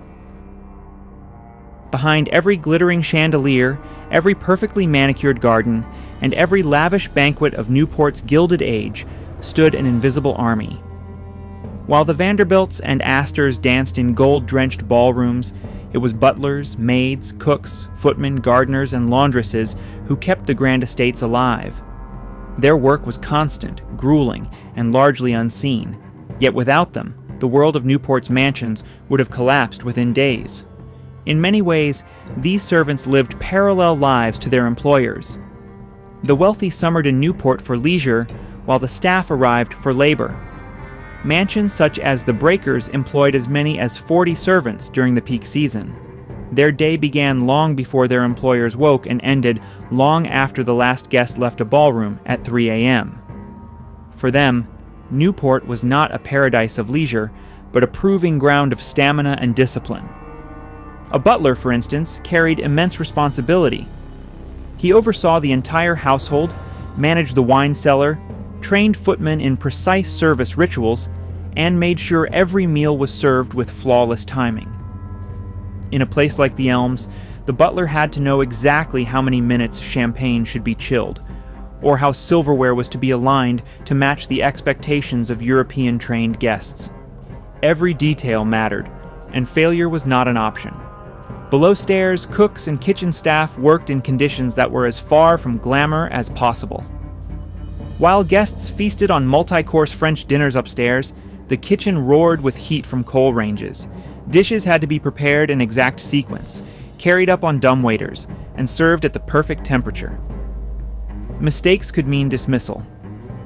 Some cooks were imported from Europe, expected to replicate Parisian standards on the Rhode Island coast. Housemaids formed the backbone of the workforce, responsible for dusting rooms the size of modern apartments, laundering mountains of linens, and polishing endless marble and silver. Their work was exhausting, repetitive, and invisible by design. A well-trained maid ensured her presence was never noticed. Her success was measured in the illusion that rooms always remained spotless without effort. Then there were the gardeners, whose tasks stretched across acres of estate grounds. At the Elms, French-inspired gardens required constant pruning, watering, and care, often under the supervision of European-trained head gardeners. Imagine the pressure of maintaining hedges and fountains to perfection, knowing that a single wilted flower might be noticed by a critical hostess or guest. Most of these servants lived on site in cramped quarters, attics, basements, or small wings tucked out of sight of the main house. Their world was a stark contrast to the opulence they maintained. Narrow hallways, plain iron beds, and shared washrooms defined their living conditions. Yet many accepted this life, as it offered steady wages, housing, and in some cases, the prestige of working for one of the great families. Social hierarchies within the staff were as rigid as those upstairs. The butler outranked the footmen, the housekeeper commanded the maids, and the chef ruled the kitchen like a general.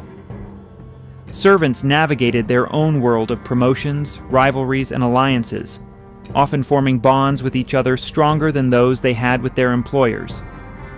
For many, the work was seasonal.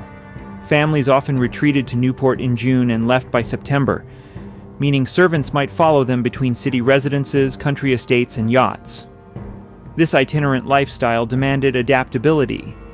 A footman could find himself serving champagne in Newport one week and unpacking trunks in New York the next. Yet, amid the hierarchy and hard labor, there were moments of humanity. Servants often knew more about their employers than the employers knew about themselves. They overheard secrets whispered in drawing rooms, saw quarrels behind closed doors, and knew the quirks and temperaments of the wealthy better than any guest did. Some became confidants. Others bore silent witness to scandals that newspapers could only speculate about. The Gilded Age elite may have been the public face of Newport, but the servants were its lifeblood. Without them, the grand houses would have been hollow shells, and though their names rarely appeared in society columns, they formed the hidden foundation of the era's spectacle. Today, when visitors tour the Elms or Marble House, some preservation groups make a point of showing not only the ballrooms, but also the servants' quarters and passageways. These spaces tell the other half of Newport's story, a tale not of leisure and luxury, but of labor and sacrifice. It's a reminder that every sparkling chandelier was polished by hand, every elaborate feast prepared in stifling kitchens, every gown brushed and laid out by someone whose name history too often forgot. In many ways, the servants' world was a mirror image of the Gilded Age itself, dazzling on the surface, grueling beneath. Their stories may not glitter like the gold leaf ceilings of the breakers, but they are essential to understanding what Newport truly was. A place where two worlds coexisted, one upstairs and one downstairs, both bound together in the fragile performance of wealth. Scandal, gossip, and ghosts, Newport's darker tales. Newport in the Gilded Age was a place of dazzling facades, glittering marble halls, grand staircases, and endless summer balls where the nation's richest families displayed their power. But behind the chandeliers and champagne lurked another world, one filled with whispered scandals, tabloid gossip, and even ghostly legends. For all its brilliance, Newport was also a stage for shadows. In the late 19th century, newspapers loved to publish stories about the summer exploits of the elite. Every ball, every carriage ride, every wardrobe choice of Alva Vanderbilt or Caroline Astor was fodder for the press. The public could not get enough of the spectacle, but gossip often cut deeper than compliments. Rumors of affairs, financial ruin, or social snubs spread like wildfire through Newport's drawing rooms. The Gilded Age may have had no social media, but its newspapers and word-of-mouth networks created their own celebrity culture, and the mansions of Bellevue Avenue were the tabloid's favorite backdrop. Consider the scandal surrounding Alva Vanderbilt's famous costume ball of 1883 at Marble House. Guests came dressed as queens, knights, and mythological figures in gowns and armor worth thousands of dollars. The party cemented the Vanderbilts' rise into high society, but it also sparked whispers. Critics muttered about excess bordering on vulgarity, while others speculated about the real motives behind the Vanderbilts' theatrical displays: power, recognition, and a need to outshine rivals like the Astors. Other scandals were more personal. Cornelius Vanderbilt II, master of the breakers, faced rumors of ruthless business practices. Guests might have marveled at the mosaics in his dining room, but beyond the walls, laborers in his railroad empire suffered under harsh conditions.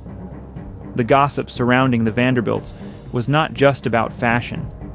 It was about morality, about whether fortunes built on monopolies could ever truly buy legitimacy. Then there were tales of affairs and clandestine romances. Newport's summer season was short, but it burned hot, filled with long evenings, chance encounters in gardens, and too much champagne. Whispers of liaisons between married socialites circulated in hushed tones, carefully avoided in the newspapers, but eagerly traded among the servants who observed everything. The idea that behind every perfect marriage portrait there might be a secret was part of Newport's allure. But beyond the gossip of the living, Newport cultivated its share of ghost stories. Mansions that stood half-empty for most of the year were fertile ground for tales of hauntings. Seaview Terrace, the Carey Mansion, with its Gothic arches and dark hallways, became famous as a filming location for the television series Dark Shadows. But even before Hollywood arrived, locals whispered of strange sounds and figures moving through its halls. Rough Point, the home of Doris Duke, carried perhaps the darkest tale of all. In 1966, her designer and close companion Eduardo Torella was killed in a car accident at the estate's gates under circumstances that many have continued to question. Though it was officially deemed an accident, rumors of intentional foul play clung to Rough Point, cementing its reputation as one of Newport's most scandal-haunted estates. Even Belcourt Castle picked up a reputation for the supernatural after it was converted into a museum of oddities in the mid-20th century. Visitors spoke of strange sensations in the ballroom, cold spots in the corridors, and antique armor that seemed to carry its own restless energy. Whether or not one believed in ghosts, these stories fed the sense that Newport's mansions were more than stone and marble. They were vessels of memory and sometimes of unfinished business. Scandals also touched the boundaries of class. While high society lived in splendor, Newport's working-class neighborhoods buzzed with resentment. Servants who labored in kitchens and stables carried home stories about their employers.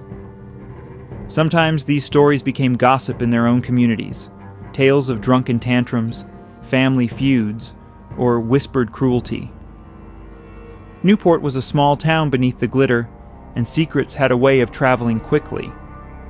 In the 20th century, when many of the great houses fell into decline, the aura of scandal and haunting only deepened. Abandoned estates like the Bells became playgrounds for teenagers who carved graffiti into their walls and dared one another to wander its ruins at night. The eerie silence of empty ballrooms, once filled with laughter and music, became the perfect setting for ghost stories passed down through generations. What is striking is how these darker tales complete Newport's image. The Gilded Age was never just about wealth and beauty. It was also about ambition, envy, excess, and the human flaws hidden beneath layers of silk and gold leaf. The gossip columns, the whispered scandals, and the haunted corridors remind us that the people who built Newport's mansions were not untouchable gods, but human beings, prone to mistakes, passions, and secrets. To walk Newport's cliff walk today is to pass by these palaces of stone and wonder at what lies within. The grand facades remain intact, but if walls could talk, they would tell not only of elegance but also of betrayals, heartbreaks, and restless ghosts.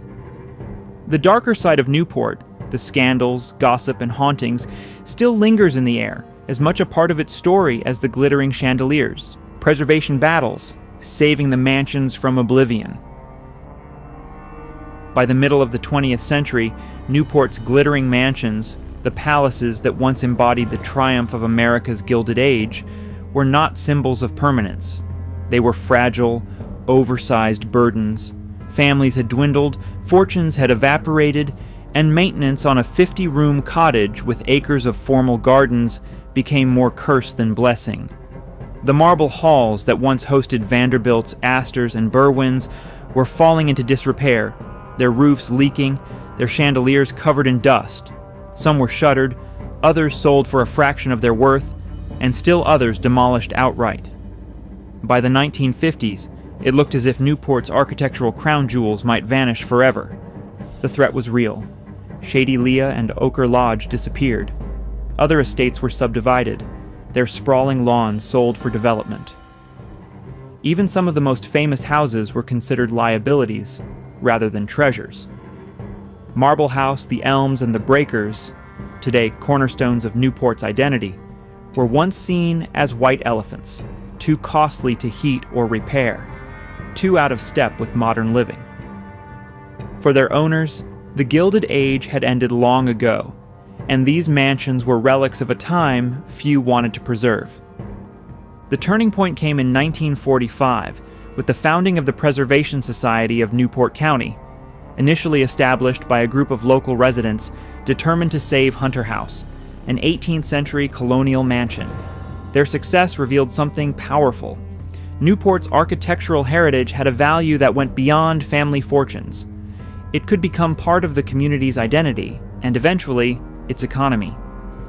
What began as a small group of preservationists soon evolved into a movement to rescue the entire Gilded Age legacy. The first great test came with the Elms in 1962. After Julia Berwin's death, the estate was threatened with auction and likely demolition. For $116,000, an astonishingly modest sum even then, the Preservation Society stepped in, buying the mansion and opening it to the public. Visitors flocked to see the grandeur of Newport's past, and suddenly the idea that these houses could sustain themselves as museums took hold. From there, the preservation battles unfolded like a campaign. Marble House, abandoned for years, was restored and opened in 1963. The Breakers, the ultimate Vanderbilt estate, followed soon after, its 70 rooms becoming the Society's most famous and profitable property.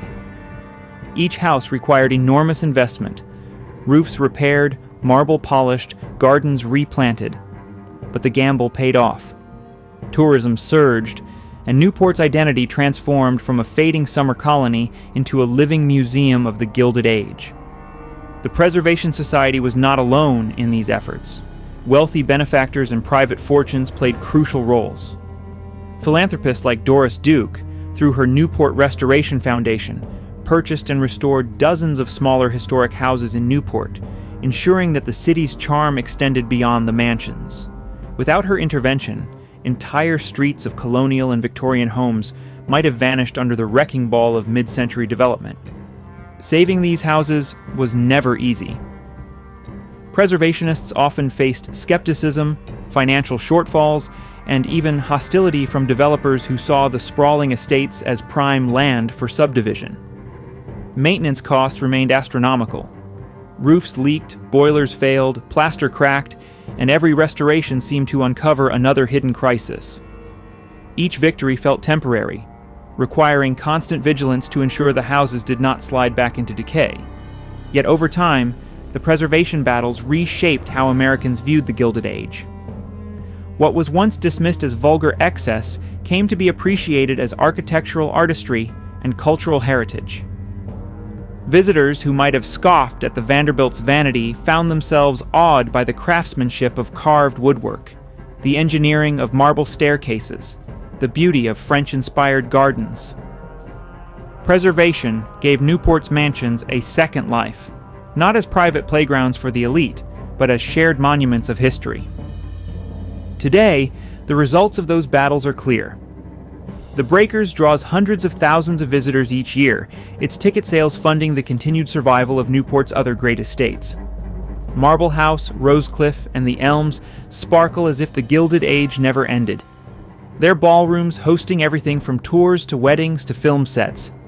Even lesser-known houses like Chateau-sur-Mer and Isaac Bell House stand proudly preserved, teaching visitors that Newport's story is not just about excess, but about architecture, innovation, and the passage of time. And yet, preservation remains an ongoing fight. Sea level rise threatens the cliff walk, storms batter the stone walls of seaside estates, and the sheer cost of maintaining these colossal structures never diminishes. Each winter brings new repairs, new fundraising campaigns, and new debates over how best to balance access with protection. The gilded surfaces must constantly be renewed, lest they slip back into ruin. But the fact that these houses still stand at all is testament to the vision of those who fought for them. Without the Preservation Society, without private donors, and without the recognition that history itself can be an inheritance worth saving, Newport might today be lined with luxury condos rather than marble palaces. The preservation battles remind us that the Gilded Age was never just about the families who built these mansions. It is also about the generations who chose to keep them alive. Each restored window pane, each polished banister, each replanted garden represents not just the past, but a choice for the future, to remember, to value, and to protect. The mansions of Newport are no longer fragile relics at the edge of demolition. They are resilient survivors, standing as living monuments to an age of ambition, folly, beauty, and preservation against all odds. From Gilded Age to tourist age, Newport today. Walk down Bellevue Avenue on a summer afternoon and you'll hear the hum of a new kind of society, not the clink of crystal champagne flutes or the rustle of silk gowns, but the shuffle of sneakers, the chatter of guided tours, and the clicking of cameras. Newport's mansions, once fortresses of exclusivity, are now open doors. What was built as a playground for the richest families in America has become one of the busiest tourist destinations in New England. A place where the ghosts of the Gilded Age share space with busloads of visitors, wedding parties, and curious locals rediscovering their own heritage. The transformation did not happen overnight. By the mid-20th century, Newport's estates teetered between two futures: oblivion or rebirth. Demolition claimed more than a few of the city's smaller mansions, while others stood shuttered, deteriorating under salty winds and neglect. But thanks to the tireless work of preservationists, philanthropists, and a growing fascination with America's gilded past, Newport's identity shifted from a fading enclave of the elite to a showcase of national history. Today, that gamble has paid off. More than 1 million people visit Newport's historic houses each year, making them central not just to Rhode Island's culture, but to its economy. Each mansion now plays a role in this modern reinvention. The Breakers, once Cornelius Vanderbilt II's fortress of excess, is now the most visited historic house in New England. It draws lines of tourists who marvel at its 70 rooms of mosaics, marble, and gilding, pausing to imagine what it must have been like to dine at a 12-foot-long table under crystal chandeliers. Marble House welcomes visitors not only with its Versailles-inspired salons, but also with exhibits about Alva Vanderbilt's unexpected role in the women's suffrage movement. Rosecliff, once the site of extravagant costume balls, now hosts weddings and film crews, its ballroom forever linked to The Great Gatsby. Even houses that never rivaled the Breakers in scale have found new lives. Isaac Bell House, with its shingle-style simplicity, is celebrated as a landmark of American architecture. Ochre Court, once the domain of the ULA family, is now part of Salve Regina University, its halls echoing with students rather than orchestras. Rough Point, preserved as Doris Duke left it, feels more intimate than grandiose, giving visitors the sense of stepping directly into the life of one of the 20th century's most eccentric heiresses. But Newport's reinvention as a tourist destination is not just about houses. It is about the way these mansions have become symbols of Rhode Island itself. In a state often overshadowed by its larger neighbors, Newport has become a brand, a shorthand for American luxury, history, and spectacle.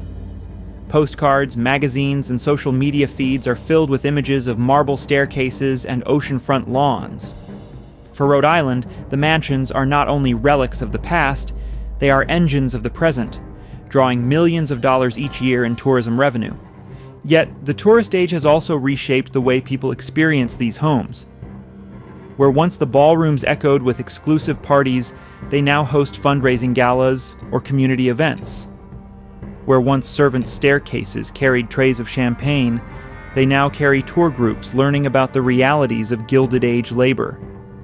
Preservation has not just saved the mansions, it has reframed them. They are no longer monuments to inequality alone, but teaching tools, places where visitors can reflect on both the beauty and the contradictions of America's gilded past. The mansions also anchor Newport's cultural calendar. Summer music festivals, lectures, and art exhibits use these estates as stages, blending historic grandeur with contemporary creativity. For example, the Elms Gardens are now as much a backdrop for photography as for horticultural admiration, while Belcourt Castle, long a curiosity, has found new interest as a space for weddings and private events. Even the ruins, like the Bells, attract curiosity seekers, urban explorers, and artists who find inspiration in decay as much as in opulence. Of course, tourism brings challenges. Balancing preservation with accessibility is a constant struggle. Foot traffic wears on delicate flooring. Climate control systems strain to protect fragile art. and the constant flow of visitors risks reducing spaces of history to backdrops for selfies. Preservationists often describe their work as a tightrope walk, keeping the houses alive for the public without allowing that very public to erode them. Rising sea levels and Atlantic storms add another layer of urgency, as Newport's seaside location makes many of its treasures vulnerable to climate change. And yet the tourist age has given Newport something the Gilded Age never did: openness. What was once the exclusive domain of a few hundred families is now accessible to millions. A school teacher from Kansas, a family from Brazil, or a student from Boston can walk the same halls as the Vanderbilts and Astors, seeing firsthand what gilded wealth looked like and reflecting on what it meant. In a way, this democratization is its own kind of justice, reclaiming the mansions not just as relics of privilege but as shared cultural heritage. To walk the cliff walk today is to see both stories at once: the grandeur of marble palaces gleaming under the sun and the steady flow of visitors who bring new life to them each day. Newport has moved from being the capital of summer society to the capital of Gilded Age memory, a place where past and present meet on every street corner. In the end, Newport today is not only about preservation, but about reinvention. Its mansions no longer represent just the power of the few, but the curiosity of the many. They have survived fire, neglect, and even the wrecking ball, and in doing so, they have become something their builders never imagined. Not private symbols of status, but public symbols of history. Newport's tourist age ensures that the voices of the past, whether whispered in scandal, shouted in parties, or echoed in empty ruins, will continue to be heard by generations to come.